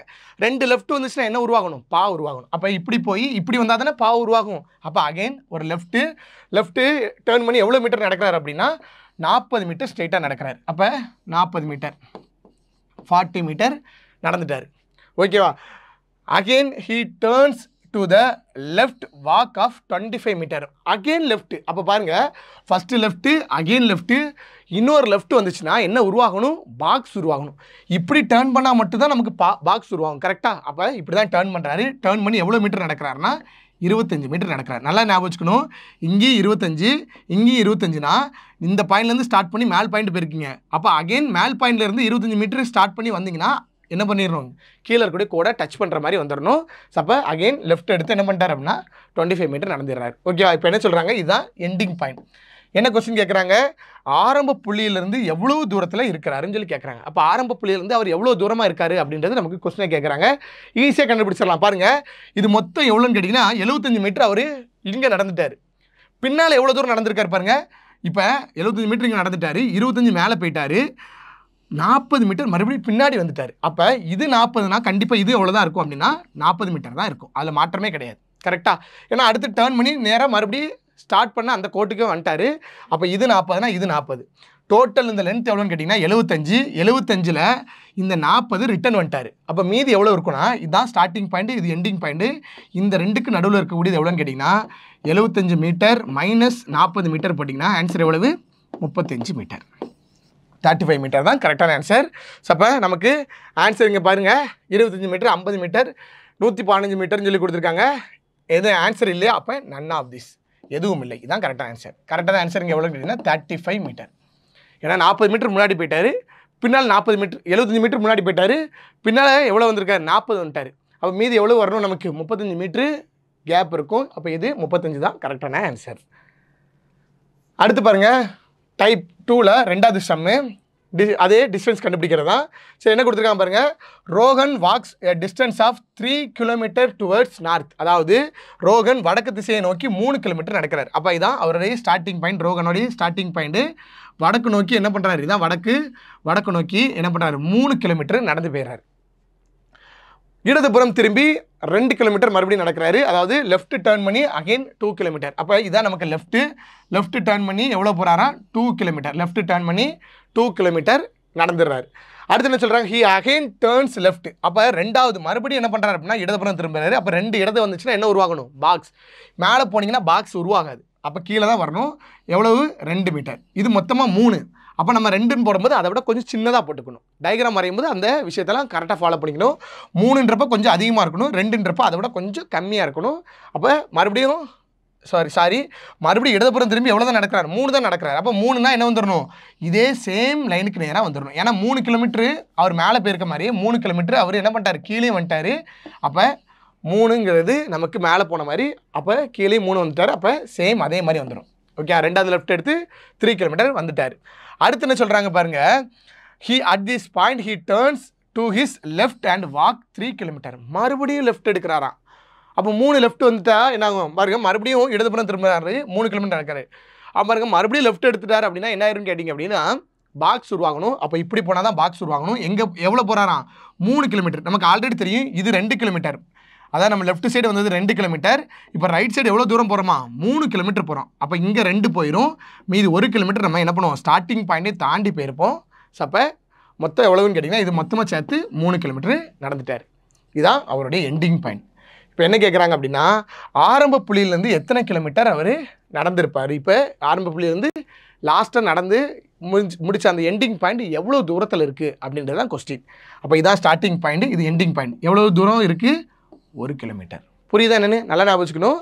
ஸ்டார்டிங் பாயிண்ட்லேருந்து நார்த்தை நோக்கி 3 மேலே போகிறாரு, அடுத்து லெஃப்ட் எடுத்து 2 கிலோமீட்டர் வராரு, அடுத்து லெஃப்ட் எடுத்து மறுபடியும் 3 வராரு, அகெயின் லெஃப்ட் எடுத்து 3 போயிடுறாரு. அப்போ இது நமக்கு எவ்வளோ தான் 2 தான். மேலே 2 மாதிரியே இங்கேயும் எவ்வளோ இருக்கும் 2 தான் இருக்கும். 3 கிலோமீட்டர்னா என்னன்னு கேட்டிங்கன்னா ஸ்டார்டிங் பாயிண்ட் தாண்டி நடந்து போயிட்டார். அப்போ இந்த டேர்னில் இருந்து ஸ்டார்டிங் பாயிண்ட் 2 கிலோமீட்டர், ஸ்டார்டிங் பாயிண்ட்லேருந்து எக்ஸ்ட்ரா எவ்வளோ கிலோமீட்டர் அவர் நடந்து போயிருப்பார் 3ல் 2 போயிடுச்சுன்னா 1 நடந்து போயிருப்பார். அப்போ அந்த 1 தான் நமக்கு எக்ஸ்ட்ரா போயிருக்கு. இப்போ கொஸ்டின் என்னது ஸ்டார்டிங் பாயிண்ட்லேருந்து எண்டிங் பாயிண்ட் எவ்வளோ தூரம் கேட்டிருக்காங்க 1 கிலோமீட்டர் கரெக்டான ஆன்சர். ஓகேவா, ஆன்சர் எவ்வளோன்னு கேட்டிங்கன்னா 1 கிலோமீட்டர். 5 கிலோமீட்டரும் போட்டக்கூடாது, 3 இந்த 2 5 5ன்னு போட்டக்கூடாது, டயக்ராமை கரெக்டாக வரையணும். ஸோ அப்போ 1 கிலோமீட்டர் தான் கரெக்டான ஆன்சர். ஓகேவா, சரி அடுத்து பாருங்கள் 3வது டைப் என்னென்னு கேட்டிங்கன்னா டிஸ்டன்ஸும் டைரக்ஷனும் சேமாக கொடுத்து கண்டுபிடிக்க சொல்லுவாங்க. சரி அப்போ இதை பார்த்துடலாம். ஃபஸ்ட்டு பாருங்கள் என்ன கொடுத்துருக்காங்க, மாணிக் வாக்ட் ஏ 40 மீட்டர்ஸ் டுவர்ட்ஸ் நார்த். வடக்கு திசையை நோக்கி 40 மீட்டர் மாணிக் நடந்து போகிறாரு. அப்போ நம்ம அதே மாதிரி போடும், இதுதான் ஸ்டார்டிங் பாயிண்ட், இங்கேருந்து வடக்கு திசை தான் எவ்வளோ போகிறாரு 40 மீட்டர் போகிறாரு. அடுத்து என்ன சொல்கிறாரு, இடதுபுறம் திரும்பி 20 மீட்டர் நடக்கிறாரு. அகெயின் மறுபடியும் இடதுபுறம் திரும்பி 20 மீட்டர். ஃபஸ்ட்டு ஒரு லெஃப்ட் டர்ன் பண்ணி 20 மீட்டரா, அடுத்து ஒரு லெஃப்ட் டர்ன் பண்ணி 40 மீட்டரா. அப்போ பாருங்கள் ஃபஸ்ட்டு ஒரு டர்ன் பண்ணுறாரு 20 மீட்டருக்கு, அகெயின் மறுபடியும் என்ன பண்ணுறாரு அப்படின்னா லெஃப்ட் டர்ன் பண்ணி 40 மீட்டர். ஸோ நமக்கு தெரியும் ஒரு லெஃப்ட்டு 2வது லெஃப்ட். அப்போ நமக்கு என்ன உருவாயிருக்கும் பாக்ஸ். அதே மாதிரி மேலே 40 மீட்டர் மேலே போயிருக்கீங்க, அகெயின் லெஃப்ட் எடுத்து வரும்போது கீழே எவ்வளோ வரணும் 40. அப்போ இந்த ரெண்டும் சேம் பாயிண்டில் வந்துடணும் கரெக்டாக. அப்போ இதுதான் எண்டிங் பாயிண்ட். என்ன கேட்டிருக்காங்க, தற்போது அவன் ஆரம்ப புள்ளியிலிருந்து எந்த திசையில் எவ்வளவு தூரம் சென்றிருப்பான். அதாவது how far and in which direction is he from the starting point. Starting பாயிண்ட்லேருந்து இவர் எவ்வளோ தூரத்தில் இருப்பார், எந்த திசையில் இருப்பாருன்னு சொல்லி கேட்குறாங்க. அப்போ பாருங்கள் ஆரம்ப புள்ளியிலிருந்து அப்படின்னு சொல்லி கேட்டாங்கன்னா என்ன சொல்லியிருக்கேன், ஆரம்ப புள்ளிக்கு நேராக டைரக்ஷன் வரைய சொல்லியிருக்கேன். அப்போ இது நமக்கு நார்த்து, இது நமக்கு சவுத்து, இங்கே நமக்கு ஈஸ்ட்டு, இங்கே நமக்கு வெஸ்ட். அப்போ எந்த திசையில் இருக்காருன்னு சொல்லி கண்டுபிடிச்சிட்டோமா. எந்த திசையில் இருக்கார், மேற்கு திசை. ஆரம்ப புள்ளியிலேருந்து இறுதி புள்ளி எந்த திசையில் இருக்குது, மேற்கு திசை. எவ்வளோ தூரத்தில் இருக்குது, இது லெஃப்ட் சைடு நம்ம 20 இருக்குது அப்படின்னா இந்த ரைட் சைடில் இங்கே பார்க்கும்போது எவ்வளோ தான் இருக்கணும் 20 மீட்டர் தான் இருக்கணும். அப்போ கரெக்டான ஆன்சர் என்னன்னு கேட்டிங்கன்னா 20 மீட்டர்ஸ் நமக்கு மேற்கில் இருக்கணும். கரெக்டாக 20 மீட்டர் நமக்கு மேற்கில் இருக்கணும், கிழக்கு வடக்கு தெற்கு. அப்போ என்ன ஆன்சர் இல்லை, நன் ஆஃப் திஸ். இதுதான் கரெக்டான ஆன்சர். 20 மீட்டர்ஸ் வெஸ்ட் டைரக்ஷனில் இருக்கணும். ஓகேவா, ஆரம்ப புள்ளியிலிருந்து. இது இறுதி புள்ளியிலிருந்து ஆரம்ப புள்ளின்னு சொல்லி கேட்டாங்கன்னா என்ன பண்ணுவீங்க, இங்கே வரைஞ்சிருங்க நார்த்து, ஈஸ்ட்டு, சவுத்து, வெஸ்ட்டு. இப்போ பாருங்கள் 20 மீட்டர் ஈஸ்ட்டில் தான் நமக்கு என்ன இருக்குன்னு கேட்டிங்கன்னா ஆரம்ப புள்ளி இருக்கும். ஆனால் நமக்கு கொஸ்டின் என்ன கேட்டிருக்காங்க, ஸ்டார்டிங் பாயிண்டில் இருந்து என்னென்னு கேட்டிருக்காங்க. ஸோ அதனால் நமக்கு கரெக்டான ஆன்சர் என்னது 20 மீட்டர் வெஸ்ட் சைடு மேற்கில் தான் இருக்குன்றது தான் கரெக்டான ஆன்சர். ஓகேவா, ஸோ அப்போ ஃபஸ்ட்டு டேரக்ஷன் எப்படி கண்டுபிடிக்கணும்னு பார்த்தோம், 2வது டிஸ்டன்ஸ் எப்படி கண்டுபிடிக்கணும்னு பார்த்தோம், 3வது என்ன பண்ணுறோம் டிஸ்டன்ஸும் டேரக்ஷனும் சேர்ந்து எப்படி கண்டுபிடிக்கணும் அப்படின்னு சொல்லி பார்க்குறோம். ஓகேவா, சரி அடுத்து பாருங்கள் அதே இது டைப் 3ல் 2வது சம்மு என்ன கொடுத்துருக்காங்க பாருங்கள், சஞ்சு வாக் 10 மீட்டர் டுவர்ட்ஸ் சவுத்துன்னு சொல்லி கொடுத்துறாங்க. இப்போ என்ன பண்ணுறாங்க தெற்கு நோக்கி நடக்கிறார். அப்போ இதுதான் ஸ்டார்டிங் பாயிண்ட். இங்கேருந்து சஞ்சு என்ன பண்ணுறாரு சவுத்தை நோக்கி 10 மீட்டர் அவர் என்ன பண்ணுறாரு நடந்துடுறார். Turning to the left and he walks 20 metre. லெஃப்ட்னா ஆன்டி கிளாக் வைஸ் டைரக்ஷன். எவ்வளோ லெஃப்ட் எடுத்து 20 மீட்டர் போகிறார். அப்போ லெஃப்ட் எடுத்து 20 மீட்டர் அவர் நடந்துடுறாரு. ஓகேவா, ஸோ ஃபஸ்ட்டு தெற்கு நோக்கி 10 மீட்டர் நடந்துடுறாரு, அடுத்து இடதுபுறம் திரும்பி 20 நடக்கிறாரு, அதுக்கப்புறம் என்ன பண்ணுறாரு வலதுபுறம் திரும்பி 20 நடக்கிறாராம். ஸோ அப்போ பாருங்கள் நமக்கு லெஃப்ட்டு ஃபஸ்ட்டு டேர்னு, அடுத்து என்னது ரைட்டு கொடுத்துருக்கான். அப்போ லெஃப்ட் ரைட்டு வேறு வேறு தானே, அதனால் என்ன உருவாகுது நமக்கு பாக்ஸ் உருவாகாது. ஸோ அப்போ மேலே போட்டுறக்கூடாது. ரைட்டுன்றப்ப எங்கே வரணும், இங்கே வரணும். இங்கே எவ்வளோ தூரம் நடக்கிறாரு அப்படின்னு பார்த்தீங்கன்னா அகெயின் ஒரு 20 மீட்டர் நடக்கிறாரு. ஓகேவா, ரைட்டு திரும்பி ஒரு 20 மீட்டர் நடக்கிறாரு. ஓகேவா, அடுத்து என்ன பண்ணுறாரு பாருங்க, வலதுபுறம் திரும்பி 20 நடந்ததுக்கப்புறம் மறுபடியும் வலதுபுறம் திரும்பி 20 நடக்கிறாராம். அப்போ ஃபஸ்ட்டு ஒரு ரைட்டு, அடுத்து ஒரு ரைட்டு வந்துச்சுன்னா என்ன உருவாகணும், பா உருவாகணும். அப்போ இப்படி இருந்துச்சுன்னா எந்த டேரக்ட் எப்படி திரும்பினா பா உருவாகும், இப்படி திரும்பினா தான் பா உருவாகும். கரெக்டாக இப்படி திரும்பினா தான் பா உருவாகும். அப்போ பாருங்கள், அகெயின் ரைட்டு திரும்பி எவ்வளோ வராரு, 20 மீட்டர். அப்போ இதுதான் நமக்கு ரைட்டு எவ்வளோ தூரம் வராரு அப்படின்னா 20 மீட்டர் நமக்கு வராரு. அடுத்து பாருங்கள், இறுதியாக மறுபடியும் என்ன பண்ணுறாரு, வலதுபுறம் திரும்புறாரு. அப்போ first right, second right, again right திரும்பினாருன்னா 3 ரைட்டு வந்துச்சுன்னா பாக்ஸ் உருவாகணுமா. அப்போ பாக்ஸ் உருவாகணும். எவ்வளோ தூரம் நடக்கிறார் அப்படின்னா 10 மீட்டர் தான் நடக்கிறார். அப்போ பாருங்கள், நல்லா ஞாபகம் வச்சுக்கணும். இங்கே நீங்கள் ரைட் சைடு போனது 20, அப்போ லெஃப்ட் சைடு 20 வந்துட்டிங்கன்னா இந்த ரெண்டும் சேம் பாயிண்ட்டாக வந்துடும். இது கீழே வந்தது 20 மீட்டர், மேலே போனது எவ்வளோதான் கேட்டிங்கன்னா 10 மீட்டர் தான். அப்போ ஃபுல் தூரம் வரைஞ்சிடக்கூடாது, இடையில என்ன இருக்கணும், ஒரு சின்ன கேப் இருக்கணும். அப்போ இதுதான் என்னென்னு கேட்டிங்கன்னா எண்டிங் பாயிண்ட். ஓகேவா, சரி. இப்போ என்ன கேட்டிருக்காங்க, ஆரம்ப நிலையிலிருந்து எவ்வளோ தூரம் மற்றும் எந்த திசையில், ஸ்டார்டிங் பாயிண்ட்லேருந்து எந்த தூரத்தில், எவ்வளோ தூரத்தில், எந்த டிஸ்டன்ஸில் இருப்பான்னு கேட்டிருக்காங்க. நமக்கே தெரியும் இது ஆரம்ப புள்ளி, இங்கேருந்து பார்த்திங்கன்னா எண்டிங் பாயிண்ட் வரணும். கரெக்டாக, சரி பாருங்கள், ஆரம்ப புள்ளின்னு பார்க்கும்போது இது நார்த்து, இது சவுத்து, இது ஈஸ்ட்டு, இது வெஸ்ட்டு. சரி, அப்போ பாருங்கள், எந்த திசைன்னு கண்டுபிடிச்சிட்டிங்களா, எந்த திசை, சவுத், தெற்கு திசைன்னு கண்டுபிடிச்சாச்சு. எவ்வளோ தூரம் பாருங்கள், இங்கேருந்து இங்கேயே 10, இது மொத்தம் 20, ஆனால் இதில் 10 தான் மேலே வந்திருக்காரு. அப்போ இந்த இன்பிட்வீன் இந்த கேப் எவ்வளோன்னு கேட்டிங்கன்னா இங்கேயும் 10 மீட்டர் இருக்கும். புரியுதா என்னென்னு? ஓகே, டோட்டலாக கீழே வந்தது 20, மேலே போனது எவ்வளோன்னு கேட்டிங்கன்னா 10. அப்போ மீதி எவ்வளோ கேப் இருக்குன்னு கேட்டிங்கன்னா இந்த புள்ளிக்கு வர்றதுக்கு மீதி எவ்வளோ கேப் இருக்குன்னா 10 மீட்டர் இருக்குது. ஸோ அப்போ பாருங்கள், இது ஒரு 10, இது ஒரு 10, டோட்டலாக எவ்வளோன்னு கேட்டிங்கன்னா 10 10 20 மீட்டர். அப்போ ஆரம்ப புள்ளியிலிருந்து அவர் இருக்கக்கூடிய தொலைவு எவ்வளோன்னு கேட்டிங்கன்னா 20 மீட்டர். எந்த திசையில் இருக்காருன்னா தெற்கு, 20 மீட்டர் தெற்குங்கிறது கரெக்டான ஆன்சர்.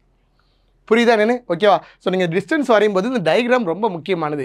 எவ்வளோ கீழே போகிறீங்களோ அதே ஈக்குவல் மேலே வந்தால் மட்டும்தான் சேம் லைனில் ஜாயின் ஆகும். அதேமாதிரி எவ்வளோ ரைட்டில் போகிறீங்களோ அவ்வளோ லெஃப்ட் வந்தால் தான் சேம் லைனில் ஜாயின் ஆகும். அப்படி இல்லைன்னா என்ன பண்ணுவோம், அந்த டிஸ்டன்ஸ்க்கு ஏற்ற மாதிரி நீங்கள் லைனோட சைஸ் என்ன பண்ணிக்கணும், குறைச்சி வரையணும். ஸோ அப்போ மேலே ஒரு 10, கீழே ஒரு 10, மொத்தம் எவ்வளோ, 20 மீட்டர் தெற்கு திசைன்றது கரெக்டான ஆன்சர். அடுத்து பாருங்கள், டைப் 4, நாலாவது டைப்பு நம்ம ஆல்ரெடி பார்த்துருக்கோம்.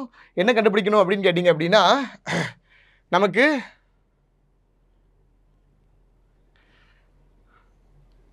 ஸோ நாலாவது டைப்பு நமக்கு என்ன கொடுத்துருக்காங்க அப்படின்னா in which direction he with reference to his starting point. Actually இது என்னென்னு கேட்டிங்கன்னா ஷார்ட்டஸ்ட் டிஸ்டன்ஸ் கண்டுபிடிக்கிறது.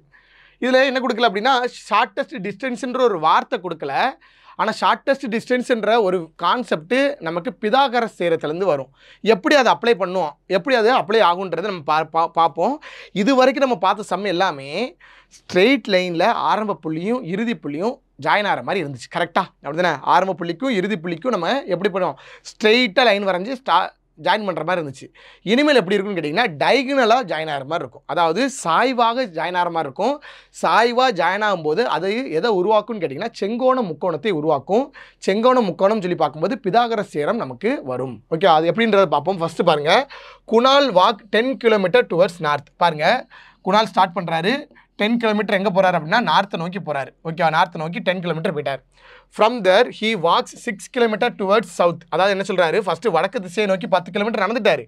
அகைன் என்ன பண்ணுறாரு, 6 கிலோமீட்டர் தென் திசையை நோக்கி நடக்கிறார். அப்போ வடக்குக்கு ஆப்போசிட் தான் என்னது, தெற்கு. அப்போ இது எவ்வளோ வராருன்னா 6 கிலோமீட்டர் வந்துட்டார். அப்போ மீதி எவ்வளோ கிலோமீட்டரு வந்தால் நம்ம ஸ்டார்டிங் பாயிண்ட்டை ரீச் பண்ண முடியும், 4 வரணும். ஏன்னா மேலே எவ்வளோ போயிட்டீங்க 10, கீழே எவ்வளோ வந்திருக்கீங்க 6 தான் வந்திருக்கீங்க. அப்போ மீதி எவ்வளோ வரல, 4 கிலோமீட்டர்னு வரல, அதை ஞாபகம் வச்சுக்கணும். அப்போ 6 தெற்கு திசையை நோக்கி வந்துட்டார். பின்பு என்ன பண்ணுறாரு, கிழக்கு நோக்கி நடக்கிறார். கிழக்குனா இதுதான், கிழக்கு நோக்கி மறுபடியும் போகிறாரு.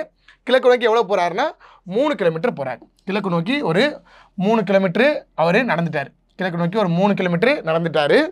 இப்போது ஆரம்ப புள்ளியிலிருந்து எந்த திசையில் எவ்வளோ தொலைவில் இருப்பார். இப்போ பாருங்கள், how far in which direction is he reference to his starting point. Starting பாயிண்ட்லேருந்து இப்போ அவர் எண்டிங் பாயிண்ட் இதுதான், 3 கிலோமீட்டர் கிழக்கு நோக்கி வந்துட்டார். இப்போ என்ன கேட்குறாங்க, ஸ்டார்டிங் பாயிண்ட்லேருந்து அவர் எவ்வளவு தொலைவில் இருப்பாருன்னு கேட்குறாரு. இப்போ பாருங்கள், இப்படி போய் ரீச் பண்ணலாம். ஆனால் இந்த இடத்துல நம்ம அப்படி ரீச் பண்ணக்கூடாது. எப்படி ரீச் பண்ணலான்னு கேட்டிங்கன்னா இப்படி டைகனலாக நம்ம ரீச் பண்ணலாம். ஓகே, அப்போ பாருங்கள், இந்த மாதிரி எங்கெல்லாம் நீங்கள் சாய்வான கோட்டில் நீங்கள் ஒரு டயக்ராமை ஃபினிஷ் பண்ணுறீங்களோ அங்கெல்லாம் உங்களுக்கு என்ன வரும்னு கேட்டிங்கன்னா பிதாகரஸ் தியரம். ஓகேவா? சரி பாருங்கள், பிதாகரஸ் தியரம் நமக்கு என்ன சொல்லுது அப்படின்னா, இதான் ஒரு செங்கோணம் முக்கோணம் அப்படின்னு எடுத்துக்கிட்டோம் அப்படின்னா இதில் ஆங்கிள் இதான் 90 டிகிரி ஆங்கிள் அப்படின்னு சொல்லி எடுத்துக்கிட்டோம் அப்படின்னா இது பேர் என்ன சொல்லுவோம்னு கேட்டிங்கன்னா கர்ணம் அப்படின்னு சொல்லுவோம். கர்ணம்னா ஹைப்போடெனியஸ் அப்படின்னு சொல்லி சொல்லுவோம். கரெக்டாக? ஹைப்போடெனியஸ். இந்த ஆக்சுவலி இந்த டிகிரிக்கு அதாவது கர்ணத்துக்கு ஆப்போசிட் சைடு இருக்குது பார்த்தீங்களா, இது என்ன சொல்லுவோம்னு கேட்டிங்கன்னா ஆப்போசிட் சைடு அப்படின்னு சொல்லி சொல்லுவோம். அதாவது பார்த்தீங்க அப்படின்னா நமக்கு எதிர்பக்கம் அப்படின்னு சொல்லி சொல்லுவோம். இதே பார்த்தீங்க அப்படின்னா இதுக்கு கீழே இருக்குது பார்த்தீங்கன்னா இந்த இதை அடிப்பக்கம் அல்லது அடுத்துள்ள பக்கம் அப்படின்னு சொல்லி சொல்லுவாங்க. ஓகேவா? இது என்ன சொல்லுவாங்கன்னு கேட்டிங்கன்னா நமக்கு அட்ஜசன்ட் சைடு அப்படின்னு சொல்லுவாங்க. அதாவது அடுத்துள்ள பக்கம் அப்படின்னு சொல்லுவோம். ஓகே, அப்போ ஒரு செங்கோணம் முக்கோணம் அப்படின்னா அதில் 3 சைடு இருக்கும். ஒன்று பெரிய கோடாக இருக்கிறது பேர், சாய்வான கோடால் கனெக்டாக இருக்கிறது பேர் என்னன்னு கேட்டிங்கன்னா கர்ணம், ஹைப்போடெனியஸ்ன்னு சொல்லி சொல்லுவாங்க. இதே பார்த்தீங்க அப்படின்னா நமக்கு கீழே இருக்கக்கூடியது அடிப்பக்கம் அல்லது அடுத்துள்ள பக்கம் அப்படின்னு சொல்லுவாங்க, அட்ஜசன்ட் சைடு. இது நமக்கு கர்ணத்துக்கு ஆப்போசிட் சைடில் இருக்குது என்னன்னு கேட்டிங்கன்னா நமக்கு ஆப்போசிட் சைடு அப்படின்னு சொல்லுவாங்க, எதிர்பக்கம் அப்படின்னு சொல்லுவோம். ஓகேவா? நமக்கு பிதாகரஸ் தியரம் என்ன சொல்லுது அப்படின்னா ஹைப்போடெனியஸ் ஸ்கொயர் அதாவது கர்ணத்துடைய ஸ்கொயர் வேல்யூங்கிறது எதுக்கு சமமாக இருக்கும் அப்படின்னா ஆப்போசிட் சைடை ஸ்கொயர் பண்ணி அட்ஜசன்ட் சைடை ஸ்கொயர் பண்ணி ஆட் பண்ணால் வரக்கூடிய வேல்யூக்கு ஈக்குவல். ஓகேவா? இதான் நமக்கு பிதாகரஸ் தியரம். கர்ணத்தின் இருமடிங்கிறது எதுக்கு சமமாக இருக்கும் அப்படின்னா அடுத்துள்ள பக்கத்துடைய இருமடிக்கும் எதிர்பக்கத்தின் இருமடிக்கும் வரக்கூடிய தொகையை கூட்டினா வரக்கூடிய வேல்யூக்கு சமமாக இருக்குன்னு சொல்லி சொல்கிறாங்க. இதுதான் ஃபார்முலா. அப்போ இந்த இடத்துல பாருங்கள், இதுதான் நமக்கு இந்த செங்கோண முக்கோணம். ஓகேவா? அப்போ இது என்னது நமக்கு ஹைப்போடெனியஸு, இது நமக்கு என்னன்னு கேட்டிங்க அப்படின்னா ஆப்போசிட் சைடு, இது பார்த்திங்கன்னா நமக்கு அட்ஜசன்ட் சைடு. ஓகேவா? இது நமக்கு அட்ஜசன்ட் சைடு. கரெக்டாக? அப்போ இதோட வேல்யூலாம் நமக்கு தெரியணும். இது எவ்வளவு நம்ம ஆல்ரெடி வரைஞ்சிருக்கு, இது எவ்வளவு 3 கிலோமீட்டர் நமக்கு தெரியும். இது எவ்வளோன்னு கேட்டிங்க அப்படின்னா டோட்டல் இது எவ்வளவு 10, அதில் இங்கே 6 போயிட்டு, அப்போ மீதி இது எவ்வளோன்னு கேட்டிங்கன்னா 4. கரெக்டாக? அப்போ இந்த ஹைப்போடெனியஸோட வேல்யூ வேணும்னா இந்த ரெண்டையும் ஸ்கொயர் பண்ணி ஆட் பண்ணால் போதும். அப்போ பாருங்கள் 3 ஸ்கொயர் ப்ளஸ் இதோட வேல்யூ எவ்வளவு 4 square is equal to hypotenuse square. கரெக்டாக? அப்படி தானே? ஸோ அப்போ ஆப்போசிட் சைடையும் அட்ஜசன்ட் சைடையும் ஸ்கொயர் பண்ணி ஆட் பண்ணால் நமக்கு ஹைப்போடெனியஸோட ஸ்கொயர் கிடச்சிரும். 3 ஸ்கொயர்னா 9, 4 ஸ்கொயர்னா 16 is equal to hypotenuse square. அப்போ ஹைப்போடெனியஸோட வேல்யூ எவ்வளோன்னு கேட்டிங்கன்னா 2 ஆட் பண்ணால் 25. 25ன்றது எதோடைய ஸ்கொயர் வேல்யூ? 5ஓட ஸ்கொயர் வேல்யூ. அப்போ ரெண்டையும் ஸ்கொயர் ரூட் எடுத்துடலாம். ஹைப்போடெனியஸ் ஸ்கொயர் ரூட் எடுத்துடலாம். இது ஸ்கொயர் ரூட் எடுத்துட்டிங்கன்னா உங்களுக்கு ஆன்சர் என்ன வரும்னு கேட்டிங்கன்னா ஆன்சர் 5 கிலோமீட்டர். அப்போ இந்த டிஸ்டன்ஸ் எவ்வளோன்னு கேட்டிங்கன்னா 5 கிலோமீட்டர் அல்லது 5 மீட்டர் அப்படின்னு சொல்லி நம்ம ஆன்சர் போடுவோம். எந்த திசையில் இருக்குதுன்னு சொல்லி கேட்குறாங்க. அப்போ ஆரம்ப புள்ளியிலேருந்து வரையணும். இது நமக்கு நார்த்து, இது நமக்கு சவுத்து, இது நமக்கு ஈஸ்ட்டு, இது நமக்கு வெஸ்ட்டு. அப்போ பாருங்கள், நார்த்துக்கும் ஈஸ்ட்டுக்கும் நடுவில் இருக்குது. அப்போ இது எந்த டைரக்ஷன் அப்படின்னு சொல்லி பார்த்தீங்கன்னா நார்த் ஈஸ்ட், வடகிழக்குன்னு சொல்லி சொல்லுவோம். அப்போ இதுக்கு கரெக்டான ஆன்சர் என்னது? 5 கிலோமீட்டர் வடகிழக்கு. ஓகே, அப்போ ஷார்ட்டஸ்ட் டிஸ்டன்ஸ் கண்டுபிடிக்கக்கூடிய இடத்துல நீங்கள் என்ன பண்ணணும்? பிதாகரஸ் தியரத்தை அப்ளை பண்ணணும். இதை மறந்துட வேணாம். பிதாகரஸ் தியரத்தை அப்ளை பண்ணுறதுக்கு 3 சைடு வேணும். ஒன்று ஆப்போசிட் சைடு அதாவது எதிர்பக்கம், இன்னொன்று அட்ஜசன்ட் சைடு, மூணாவது ஹைப்போடெனியஸ். ஃபார்முலா என்னது? கர்ணத்துடைய square is equal to opposite square plus adjacent square. கர்ணம்ன்றது எப்போவுமே எப்படி இருக்கும்? சாய்வான கோடாக இருக்கும். அதை மறந்துடாதீங்க. மற்ற 2 பக்கத்தையும் நீங்கள் ஸ்கொயர் பண்ணி ஆட் பண்ணால் நமக்கு என்ன கிடச்சிரும்? ஹைப்போடெனியஸ் கிடச்சிரும். இதுதான் ஷார்ட்டஸ்ட் டிஸ்டன்ஸ் அப்படின்ற ஒரு விஷயம் வரும். ஓகே, அப்போ ஷார்ட்டஸ்ட் டிஸ்டன்ஸ் தனியாக கொடுக்க மாட்டாங்க. சில கொஸ்டினில் கொடுப்பான். சில கொஸ்டினுக்கு நீங்கள் என்ன பண்ணும்? சாய்வான ஒரு கோட்டால் ஆரம்ப புள்ளியும் இறுதி புள்ளியும் ஜாயின் பண்ணிங்கன்னா அந்த இடத்துல எல்லாமே என்ன கான்செப்ட்? ஷார்ட்டஸ்ட் டிஸ்டன்ஸ் கண்டுபிடிக்கின்ற கான்செப்ட் வரும். மறந்துடாதீங்க. சரி, இப்போ பாருங்க என்ன கொடுத்துருக்காங்க. அடுத்த 4வது டைப்லேயே 2வது கொஸ்டின் கொடுத்துருக்காங்க பாருங்கள்.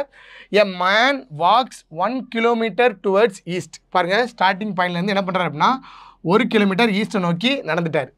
தென் ஹீ டர்ன்ஸ் டு சவுத்தை நோக்கி மறுபடியும் என்ன பண்ணுறாரு? 5 கிலோமீட்டர் நடக்கிறாராம். இதில் சவுத்துங்கிறது தான் கீழ் நோக்கி வர்றது தான். அப்போ சவுத்தை நோக்கி எவ்வளோ வராரு? 5 கிலோமீட்டர் வந்துடுறாரு. Again he turns to the east. மறுபடியும் ஈஸ்ட்டை நோக்கி எவ்வளோ பண்ணுறாரு அப்படின்னா எவ்வளோ போகிறாரு அப்படின்னா 2 கிலோமீட்டர் போகிறான். அப்போ அகைன் எவ்வளோ போகிறாரு? 2 கிலோமீட்டர் ஈஸ்ட்டை நோக்கி மறுபடியும் போகிறாரு. தென் he turns north and walks 9 kilometre. அதாவது ஃபஸ்ட்டு என்ன பண்ணுறாரு? கிழக்கு நோக்கி 1 கிலோமீட்டர், கிழக்கு நோக்கி 1 கிலோமீட்டர் வரைஞ்சிட்டிங்க. அடுத்து நம்ம தெற்கு நோக்கி 5 கிலோமீட்டர். அப்போ தெற்கு நோக்கி எவ்வளோ வந்துட்டார்? 5 கிலோமீட்டர் வந்துட்டார். அகைன் என்ன பண்ணுறாரு? மறுபடியும் கிழக்கு நோக்கி என்ன பண்ணுறாரு? 2 கிலோமீட்டர், கிழக்கு நோக்கி மறுபடியும் 2 கிலோமீட்டர் வந்துட்டார். அடுத்து என்ன பண்ணுறாரு? மறுபடியும் வடக்கு நோக்கி 9 கிலோமீட்டர். அப்போ கீழே வந்து இது எவ்வளவு? 5. மேலே எவ்வளோ போகணும்? 9 போகணும். ஓகேவா? அப்போ மேலே எவ்வளோ போகிறாரு அப்படின்னா 9 போகிறாரு. அப்போ இதான் நமக்கு ஸ்டார்டிங் பாயிண்ட், இதான் நமக்கு எண்டிங் பாயிண்ட். இப்போ என்ன கேட்குறாங்க, எனில் தற்போது ஆரம்ப புள்ளியிலிருந்து எவ்வளோ தூரத்தில் அவர் நிற்கிறாருன்னு கேட்குறாங்க. அப்போ இதான் ஸ்டார்டிங் பாயிண்ட், இதான் எண்டிங் பாயிண்ட். நம்ம அப்போ என்ன பண்ணணும், பிதாகரஸ் தியரம் மாதிரி நம்ம இப்படி கனெக்ட் பண்ணணும். அப்போ இதில் நம்ம என்ன உருவாக்கணும்னு கேட்டிங்க அப்படின்னா, ஒரு செங்கோண முக்கோணத்தை உருவாக்கணும். எப்படி உருவாகுதுன்னு பாருங்கள். இது அப்படியே இதோட ஜாயின் பண்ணிட்டீங்கன்னா செங்கோண முக்கோணம் உருவாயிரும். ஓகேவா? சரி, அப்போ நமக்கு இதில் என்ன பண்ணும், ஹைப்போடெனியஸோட வேல்யூ, அதாவது இந்த வேல்யூ நமக்கு வேணும், இந்த டிஸ்டன்ஸ் வேணும் அப்படின்னா இதோட வேல்யூவும் நம்ம என்ன பண்ணோம், ஸ்கொயர் பண்ணி ஆட் பண்ணி ரூட் எடுத்துட்டா போதும். சரி, இப்போ பாருங்கள், இது எவ்வளோன்னு கேட்டிங்கன்னா 1, இது எவ்வளோன்னு சொல்லி கேட்டிங்க அப்படின்னா கீழே எவ்வளோ இருக்குது, 2. அப்போ கண்டிப்பாக இது எவ்வளோ தான் இருக்கும், 2 தான் இருக்கும். ஏன்னா நீங்கள் கிழக்கு நோக்கி பார்த்தீங்க அப்படின்னா 2 கிலோமீட்டர் போயிருக்கீங்க அப்படின்றப்ப இந்த டிஸ்டன்ஸ் நமக்கு எவ்வளோ தான் இருக்கும் அப்படின்னா 2 தான் இருக்கும். அப்போ இது 1, இது 2, மொத்தம் இந்த 2 சேர்ந்து எவ்வளோன்னு கேட்டிங்கன்னா 3. அப்போ இதுதான் நமக்கு அடிப்பக்கம், அதாவது அட்ஜசன்ட் சைடு. இது ஆப்போசிட் சைடு, இது எவ்வளோன்னு பாருங்கள். ஆக்சுவலி இந்த பாயிண்ட்லேருந்து இந்த பாயிண்ட் எவ்வளோன்னு கேட்டிங்கன்னா 5. அப்போ இந்த பாயிண்ட்லேருந்து இது எவ்வளோ தான் இருக்கும் அப்படின்னா 5 இருக்கும். ஆனால் 5 மட்டும் இல்லை, அதை தாண்டி எவ்வளோ பேருக்கு அப்படின்னு கேட்டிங்கன்னா மொத்தம் 9. அப்போ 9ல் இந்த 5 போயிடுச்சுன்னா இந்த டிஸ்டன்ஸ் மட்டும் எவ்வளோன்னு கேட்டிங்கன்னா 4 வரும். புரியுதா என்னன்னு? ஓகேவா? நல்லா ஞாபகம் வச்சுக்கணும். நம்ம இவ்வளோ தான் கண்டுபிடிக்கிறோம், இந்த டிஸ்டன்ஸ் மட்டும் தான் நமக்கு வேணும். அப்போ இந்த டிஸ்டன்ஸை கழிக்கணும். இந்த டிஸ்டன்ஸ் எவ்வளோன்னு கேட்டிங்கன்னா இதில் தெரியாது, ஆனால் இதில் தெரியும்.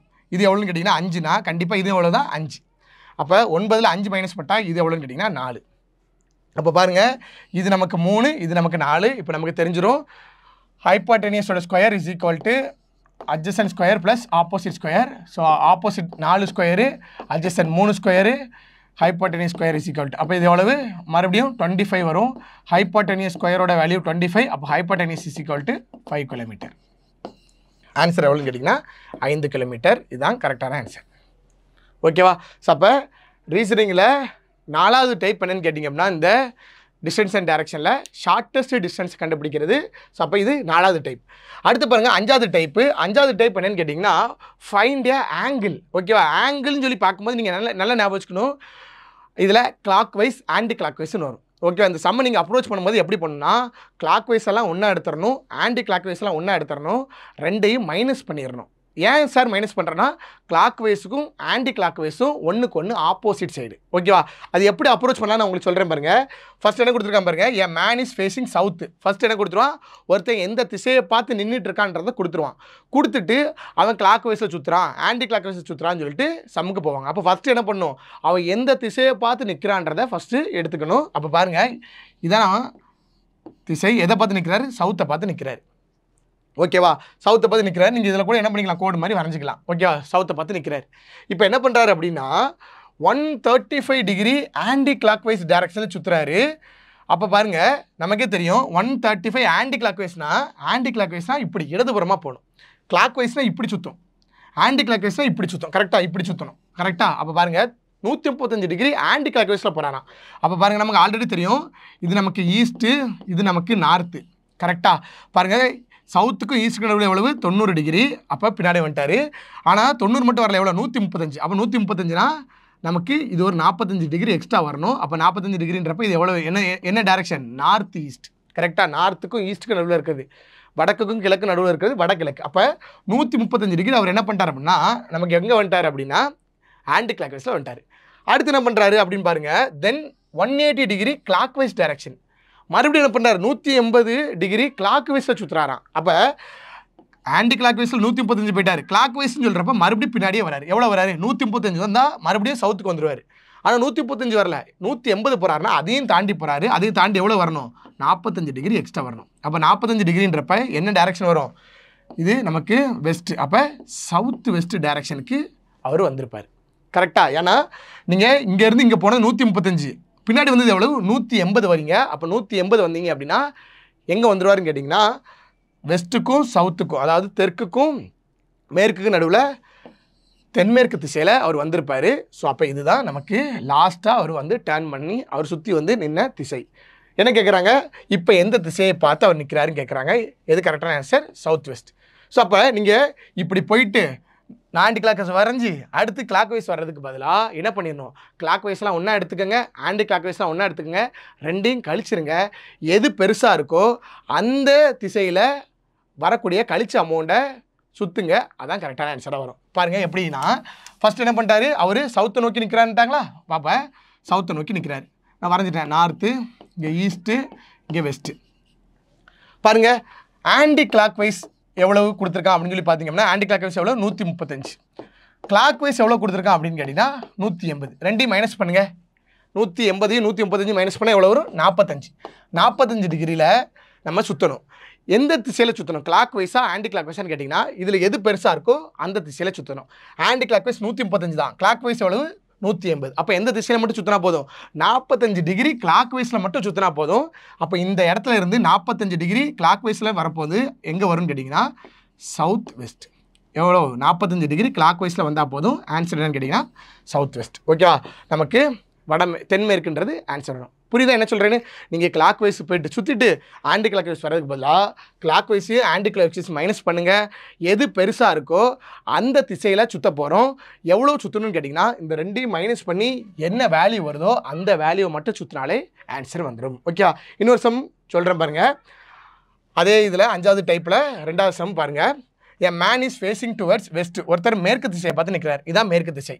கரெக்டாக மேற்கு திசையை பார்த்து நிற்கிறாரு. நார்த்து, சவுத்து, இங்கே ஈஸ்ட் வரைஞ்சிட்டோம். என்ன கொடுத்துருக்காங்க பாருங்கள். 45 degree clockwise, again 180 degree clockwise. அப்போ மொத்தம் கிளாக் வைஸ் எவ்வளோன்னு கேட்டிங்கன்னா கிளாக் வைஸ் மொத்தம் எவ்வளோ இருக்குன்னு கேட்டிங்கன்னா 45 + 180 மொத்தம் எவ்வளோன்னு கேட்டிங்கன்னா 225 டிகிரி. ஆன்டி கிளாக் வைஸ் எவ்வளோன்னு பாருங்கள் 270 degree. 270 degree anti clock wise direction 270. அப்போ இந்த ரெண்டு என்ன பண்ணும்? மைனஸ் பண்ணும். 270 225 மைனஸ் பண்ணால் நமக்கு ஆன்சர் எவ்வளோன்னு கேட்டிங்கன்னா 45 டிகிரி சுற்றினா போதும். எந்த திசையில் சுற்றணும்? இதில் எது அதிகமாக இருக்குது? Anti clock wise. கடிகார திசைக்கு எதிர் திசை தான் அதிகமாக இருக்குது. அப்போ 45 டிகிரி எதிர் கடிகார திசையில் சுற்றினாலே நம்ம ஆன்சர் எடுத்துடலாம். அப்போ அவர் நிற்கிறது வெஸ்ட்டு. ஆன்டி கிளாக் வைஸ்னால் எப்படி இங்கே வருவார்?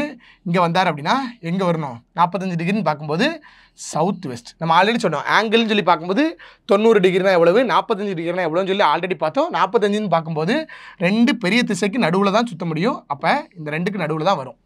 ஆன்டி கிளாக் வைஸ் 45 டிகிரி சுற்றிட்டாரு. இப்போ கடைசி எந்த திசையில் நிற்பார்? South west. தென்மேற்கு, சவுத் வெஸ்ட்டு கரெக்டான ஆன்சர். தென்மேற்குங்கிறது கரெக்டான ஆன்சர். ஓகேவா? ஸோ அப்போ இந்த ஆங்கிளை வச்சு உங்களுக்கு கொஸ்டின் கேட்டாங்க அப்படின்னா நீங்கள் கிழக்கில் உங்களுக்கு கிளாக் வைஸ் 45, அடுத்து ஒரு 180, அடுத்து அதுக்கு எதிர் திசையில் 270 அப்படிலாம் வரணும் அவசியமே இல்லை. ரெண்டையும் ஒன்றாக்கிக்கோங்க. கிளாக் வைஸ்லாம் ஒன்றாக்கிக்கோங்க, ஆன்டி கிளாக் வைஸ்லாம் ஒன்றாக்கிக்கோங்க. ரெண்டையும் கழிங்க. ரெண்டில் எந்த திசை பெருசாக இருக்கோ அந்த திசையில் சுற்றணும். எவ்வளோ வேல்யூ சுற்றணும்னா ரெண்டையும் கழித்து வரக்கூடிய வேல்யூவை வச்சு சுற்றினா போதும் ஆன்சர் வந்துடும். ஓகேவா? ஸோ அப்போ இதுதான் 5வது டைப்பு. அடுத்து 6வது டைப் பார்ப்போம். சரி பாருங்கள். அப்போ 6வது டைப்பு என்னென்னு பார்த்தீங்க அப்படின்னா find the direction of shadow அப்படின்னு சொல்லி பார்த்தோம். நிழலின் திசை நம்ம ஆல்ரெடி பார்த்தோம். சூரிய உதயத்தின் போது, சூரியன் மறைவின் போது எந்த திசையை பார்த்துட்டு இருந்தால் நிழல் எந்த திசையில் விழும்? பின்புறம் மூலமா, முன்புறம் மூலமா, ரைட் சைடா, லெஃப்ட் சைடா, வலதுபுறமா, இடதுபுறமா அப்படின்னு சொல்லி பார்த்தோம்ல. ஸோ இப்போ அதை வச்சு சம் பாருங்கள் என்ன கொடுத்துருக்காங்க. While coming home from school. அதாவது மாலை 5 மணிக்கு பள்ளியிலிருந்து வீடு திரும்புகிறாங்க. கேதகி அப்படின்ற ஒருத்தங்க என்ன பண்ணுறாங்க அப்படின்னா 5 மணினா ஈவினிங் டைம் கரெக்டாக. அப்போ சூரியன் மறைவின் போது. அப்போ சூரியன் மறைவின் போதுனா சூரியன் எங்கே இருக்கும்? மேற்கு சைடில் இருக்கும். கரெக்டாக? சரி, அப்போ என்ன சொல்கிறாங்க அப்படின்னா ஸ்கூலில் இருந்து எங்கே போகிறாங்க அப்படின்னா வீட்டுக்கு போகிறாங்க. ஸோ வீட்டுக்கு போகிறப்ப என்ன ஆகுதுன்னு கேட்டிங்கன்னா கேதகியோட ஷேடோ எங்கே விழுது அப்படின்னா அவளுடைய இடதுபுறமாக விழுது அப்படின்னா இன் which direction is the school from her home. அதாவது அப்போ அவளோட இடதுபுறம் விழுந்துச்சு அப்படின்னா அவள் வீட்டில் இருந்து பள்ளி எந்த திசையில் இருக்கும் அப்படின்னு சொல்லி கேட்குறாங்க. அப்போ பாருங்கள், இடதுபுறம் வலதுபுறம்னாலே கண்டிப்பாக எந்த திசை தான் நம்ம ஆல்ரெடி பார்த்தோம், நார்த்து அல்லது சவுத்து தான் இருக்கும். முன்புறம் பின்புறம் அப்படின்னா கிழக்கு மேற்கு. இடதுபுறம் அப்படின்னு சொல்லி கொடுத்தாங்க அப்படின்னா, வலதுபுறம் அப்படின்னு கொடுத்தாங்கன்னா கண்டிப்பாக எங்கே எப்படி நடந்து போகிறோம் அப்படின்னா உனக்கு வடக்கு நோக்கி நடக்கணும் அல்லது தெற்கு நோக்கி நடக்கணும். அப்போ பாருங்கள், ஒன்று ஸ்கூலு வலது பக்கம் இருக்கணும் அல்லது வீடு வலது பக்கம் இருக்கணும், வடக்கு பக்கம் இருக்கணும், ஏதாவது ஒன்று இருக்கணும். ஸ்கூல்லேருந்து வீட்டுக்கு தான் நடந்து போகிறான். இப்படி போகும்போது தான் என்ன ஆகுது அப்படின்னா அவளுடைய இடதுபுறத்தில் நிழல் வருது. கரெக்டாக? சரி, அப்போ இடதுபுறம் அப்படின்னு சொல்லி பார்க்கும்போது நமக்கு எப்போவுமே நல்லா ஞாபகம் வச்சுக்கணும், சூரியன் மறைவின் போது நிழல் எப்போவுமே எங்கே இருக்கும் அப்படின்னு கேட்டிங்கன்னா நமக்கு மேற்கு திசை தான். இதான் நமக்கு வெஸ்ட்டு சைடு நமக்கு தெரியும். மேற்கு சைடில் தான் சூரியன் இருக்கும். லெஃப்ட் சைடு விழுது அப்படின்னா நம்ம ஆல்ரெடி பார்த்துருக்கோம், சூரியன் மறைவின் போது லெஃப்ட் சைடில் விழுதுன்னா அவங்க எந்த திசையை பார்த்து இருக்காங்கன்னு அர்த்தம் அப்படின்னு பார்க்கும்போது தெற்கு திசையை பார்த்து நடந்துகிட்டு இருக்காங்கன்னு அர்த்தம். தெற்கு திசையை பார்த்து நடக்கும்போது தான் இப்போ கேத்துக்கு இப்படி நடந்து போயிட்டு இருக்கான்னு வைங்களேன், கேத்துக்கு இப்படி நடந்து போயிட்டு இருக்கா அப்படின்னா அவள் மேலே சூரிய வெளிச்சம் பட்டு அவளோட இடதுபுறம் லெஃப்ட் சைடில் என்ன உருவாகும்னு கேட்டிங்கன்னா நிழல் உருவாகும். கரெக்டாக? சரி, அப்போ அவள் இப்போ எந்த திசையை பார்த்து நடந்து போயிட்டுருக்கா அப்படின்னா தெற்கு திசையை பார்த்து நடந்து போயிட்டுருக்கா. எங்கேருந்து நடந்து போகிறா? ஸ்கூல்லேருந்து வீட்டுக்கு நடந்து போகிறான். அப்போ ஸ்கூல் இங்கே இருக்குது, இங்கேருந்து தெற்கு திசையை நோக்கி அவளுடைய வீட்டை பார்த்து அவள் நடந்து போயிட்டுருக்கா. ஸோ அதனால் சூரியன் வெளிச்சப்பட்டு அவளோட நிழல் எங்கே விழுது அப்படின்னா அவளுடைய இடது பக்கம் விழுது. நல்லா புரிஞ்சுக்கணும். ஓகேவா? ஸோ அப்போ நீங்கள் தெளிவான கான்செப்டை கிளாரிட்டியாக வச்சுக்கணும். முன்புறம் பின்புறம் இன் ஃப்ரண்ட் பேக் சைடுன்னு கொடுத்தாங்கன்னா அவள் கிழக்கு அல்லது மேற்கு திசையை பார்த்து நடக்கிறான்னு அர்த்தம். லெஃப்ட் சைடு அல்லது ரைட் சைடுன்னு கொடுக்காங்க அப்படின்னா அங்கே என்ன கான்செப்ட் வரும்? வடக்கு தெற்கை பார்த்து நடக்கணும். அப்போ அதை மாதிரி தான் நான் எடுத்துக்கிட்டேன், வடக்கு தெற்கை எடுத்துக்கிட்டேன். ஸ்கூலாக ஹோமா அது நமக்கு தெரியாது. ஒன்று ஸ்கூல் வடக்க இருக்கணும் அல்லது ஹோம் வடக்க இருக்கணும். அப்போ ரெண்டே வச்சுக்கிட்டேன். இங்கேருந்து நடந்து போகிறாங்க அப்படின்னு சொல்லி வச்சுக்கிட்டேன்.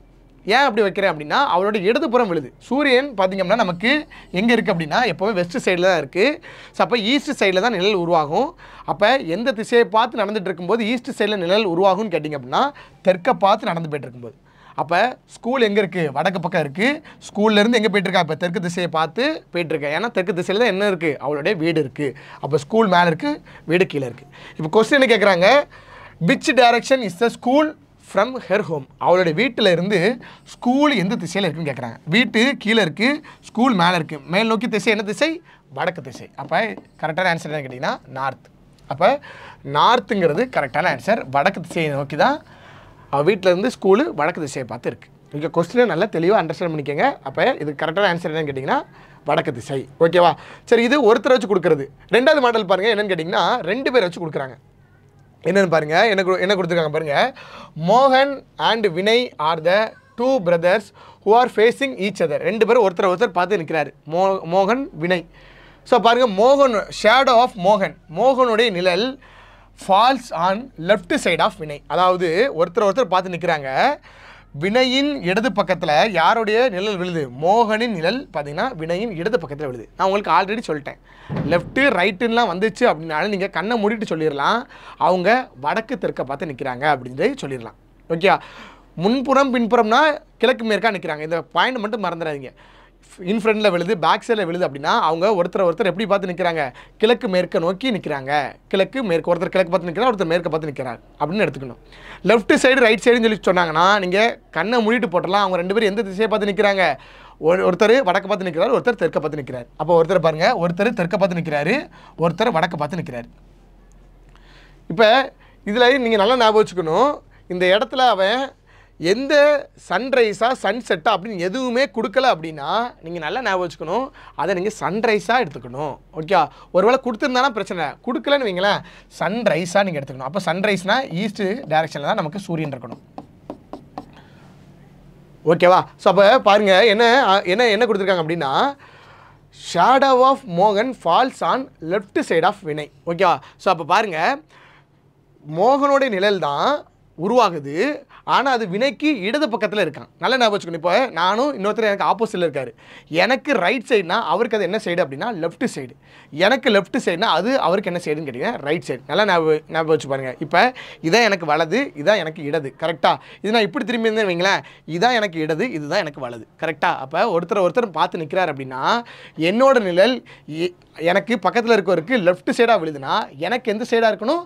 ரைட் சைடாக இருக்கணும். இதை மறந்துடாதீங்க. அப்போ பாருங்கள், மோகனுடைய நிழல் வினைக்கு இடது பக்கம் அப்படின்னா மோகனுடைய நிழல் மோகனுக்கு எந்த பக்கம் இருக்கணும்? வலது பக்கத்தில் இருக்கணும். இதை மறந்துடாதீங்க. ஓகேவா? ஸோ அப்போ பாருங்கள், மோகனின் நிழல் வினைக்கு இடது பக்கம், மோகனின் நிழல் மோகனுக்கு வலது பக்கத்தில் இருக்கும். இதை மறந்துடக்கூடாது. அப்போ மோகனுடைய ஷேடோ இப்போ எந்த திசையில் விழுது அப்படின்னு கேட்டிங்கன்னா வலது பக்கத்தில், ரைட் சைடில் விழுது. அப்போ உங்களுக்கே தெரியும், சூரிய உதயத்தின் போது ரைட் சைடில் நிழல் விழுதுச்சு அப்படின்னா அவர் எந்த திசையை பார்த்து நிற்கிறாருன்னு அர்த்தம் அப்படின்னு கேட்டிங்கன்னா வடக்கு திசையை பார்த்து, அதாவது தெற்கு திசையை பார்த்து நிற்கிறாருன்னு அர்த்தம். தெற்கு திசையை பார்த்து நிற்கும் போது தான் என்ன ஆகும்னு கேட்டிங்கன்னா நிழல் பட்டு நிழல் எங்கே உருவாகும்? இங்கே உருவாகும். அப்போ இங்கேருந்து பார்க்கும்போது இது என்னது? நமக்கு ரைட் சைடு. கரெக்டாக? இதுதான் நமக்கு ரைட் சைடு. இது ரைட்டு, இது லெஃப்ட்டு. கரெக்டாக? ஸோ அப்போ பாருங்கள், மோகன் இப்போ எந்த திசையை பார்த்து நிற்கிறாருன்னு பார்த்தீங்க அப்படின்னா தெற்கு திசையை பார்த்து நிற்கிறாரு. அப்போ இதான் மோகன். பாருங்கள், மோகன நிழல் இப்போ எங்கே உருவாகுதுன்னு கேட்டிங்கன்னா மோகனுக்கு ரைட் சைடில் உருவாகுது. இது வினைக்கு இது எந்த சைடுன்னு பார்த்தீங்கன்னா லெஃப்ட் சைடு. ஓகேவா? ஸோ இங்கேருந்து பார்க்கும்போது இதான் நமக்கு லெஃப்ட்டு, இதான் நமக்கு ரைட். ஓகேவா? ஸோ அப்போ கான்செப்டை தெளிவாக ஞாபகம் வச்சுக்கணும். ஒருவருடைய நிழல் அவருக்கு எதிர்பக்கத்தில் இருக்கவருக்கு வலது பக்கத்தில் விழுந்துச்சு அப்படின்னா அந்த நபருக்கு அது இடது பக்கம். அதே எதிர்பக்கத்தில் இருக்கவருக்கு இடது பக்கத்தில் விழுந்துச்சுன்னா அந்த நபருக்கு அது வலது பக்கம். இந்த கான்செப்ட் மட்டும் மறந்துடாதீங்க, ஈஸியாக ஆன்சர் பண்ணிடலாம். மோகனின் நிழல் வினைக்கு இடது பக்கம்னு சொல்லி கொடுத்தாங்கன்னா மோகனின் நிழல் மோகனுக்கு என்ன பக்கமாக இருக்கும்? வலது பக்கம். அதை நம்ம கண்டுபிடிச்சிட்டோம். அப்போ சூரிய உதயத்தின் போது வலது பக்கம் நிழல் உருவாகணும் அப்படின்னா மோகன் எந்த திசையை பார்த்து நிற்கணும்? தெற்கு திசையை பார்த்து நிற்கணும். வினை வடக்கு திசையை பார்த்து நிற்கணும். ஏன்னா ஒருத்தர் பார்த்து நிற்கணும், அதை மறந்துடக்கூடாது. ஓகேவா? சரி, அப்போ பாருங்கள், இப்போ என்ன கேட்டிருக்காங்க? எனவே மோகன் எந்த திசையை எதிர்கொள்கிறார், எந்த திசையை பார்த்து நிற்கிறார்? மோகன் எந்த திசையை பார்த்து நிற்கிறாருன்னு கேட்குறாங்க. எந்த திசையை பார்த்து நிற்கிறாரு? தெற்கு திசை, சவுத்து தான் கரெக்டான ஆன்சர். வினை கேட்டாங்கன்னா வினை வடக்கு பார்த்து நிற்கிறாருன்னு அர்த்தம். ஓகேவா? ஸோ அப்போ 2 பேர் ஒருத்தர் பார்த்து நிற்கிறாரு, அல்லது 2 பேர் ஒருத்தர் பின்னாடி திரும்பி நிற்கிறாரு, பேக் சைடெல்லாம் நிற்கிறாங்க அப்படின்னு சொல்லி கொடுப்பாங்க. எது கேட்டாலும் சரி நீங்கள் என்ன ஞாபகம் வச்சுக்கணும்? ஒருத்தருடைய நிழல் அவருக்கு எந்த திசையோ அதுக்கு ஆப்போசிட்டில் இருக்கவருக்கு அதுக்கு எதிர் திசையில் இருக்கும். அதை வச்சு எந்த திசைன்றதை கண்டுபிடிக்கிறீங்க. அந்த நபருடைய நிழல் எந்த திசையில் விழுதுன்றதை கண்டுபிடிக்கிறீங்க. அந்த திசையை வச்சு சூரிய உதயமா சூரிய மறைவான்னு பார்த்து அதிலிருந்து அவர் எந்த திசையை நோக்கி நிற்கிறார்ன்றதை கண்டுபிடிக்க முடியும். அதுக்கு நீங்கள் என்ன பண்ணிக்கணும்? அந்த டேபிளை மட்டும் நல்லா தெளிவாக படிச்சுக்கணும். சூரிய உதயத்தின் போது சூரியன் மறைவின் போது நிழல் எந்த திசையில் எப்படி உருவாகும் அப்படின்ற இந்த டேபிள் கான்செப்டை கிளியராக படிச்சிட்டிங்க அப்படின்னா இந்த டாபிக் ரொம்ப ஈஸியானது. ஆக்சுவலி பார்த்திங்கன்னா இதில் நம்ம எடுத்துகிட்டு வந்த கொஸ்டின் 2 கொஸ்டின் இதுக்கு முன்னால் டிஎன்பிசி எக்ஸாம்ஸில் கேட்டது. ரயில்வே எக்ஸாம்ஸ்லையும் இதே மாதிரியான கொஸ்டின்ஸாக ரிப்பீட்டடாக வருது. அப்படின்றப்ப நீங்கள் இந்த டாப்பிக்கை நீங்கள் பார்க்கும்போது 1 or 2 மார்க்குன்றது உங்களுக்கு கன்ஃபார்மாக கிடைக்கக்கூடியது. எந்த எக்ஸாம்னாலும் எடுத்துக்கோங்க, SSC, banking, railway, TNPSC, so உங்களுக்கு ஏர்போர்ட் அத்தாரிட்டியாக இருக்கட்டும், ஃபுட் சேஃப்டி, எஃப்எஸ்எஸ், ஏஏயாக இருக்கட்டும், எந்த எக்ஸாமாக இருக்கட்டும், ஐபி, எந்த எக்ஸாமாக எடுத்துக்கிட்டாலும் ரீசனிங் நீங்கள் எடுத்துக்கிட்டிங்கன்னா டிஸ்டன்ஸ் அண்ட் டைரக்ஷன் இல்லாத டாபிக் ஒரு டெஸ்ட்டே கிடையாது. ஸோ அப்படின்றப்ப 1 மார்க் அல்லது 2 மார்க்குன்றது உங்களுக்கு இந்த டாப்பிக்கை கிளியராக படித்து வச்சுக்கிட்டாலே போதும், நீங்கள் மார்க் எடுக்கலாம். ஸோ இந்த டாப்பிக்கில் உங்களுக்கு வேறு ஏதாவது டவுட்ஃபுல்லான சம் இருந்துச்சு அப்படின்னா நீங்கள் இதை என்ன பண்ணலாம்? கமெண்ட் செக்ஷனில் கொடுக்கலாம். உங்களுக்கு தனி ஷார்ட்ஸாகவே என்ன பண்ணலான்னு கேட்டிங்கன்னா அந்த சம்மை சால்வ் பண்ணி உங்களுக்கு வீடியோவாக கொடுக்க நாங்கள் ரெடியாக இருக்கோம். தொடர்ந்து நம்மளுடைய யூடியூப் சேனலில் கனெக்டடாக இருங்க.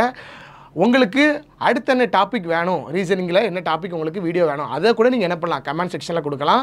ஸோ உங்களுக்கு எது ப்ரிஃபரன்ஸோ அதை ஃபஸ்ட்டு நம்ம கொடுத்து அந்த டாப்பிக்கை கிளியர் கட்டாக எக்ஸ்பிளைன் பண்ணலாம். ஸோ இதோட இந்த வீடியோ முடிச்சுக்கலாம். Thank you to everyone. Suresh IAS academy, வெற்றியின் முகவரி.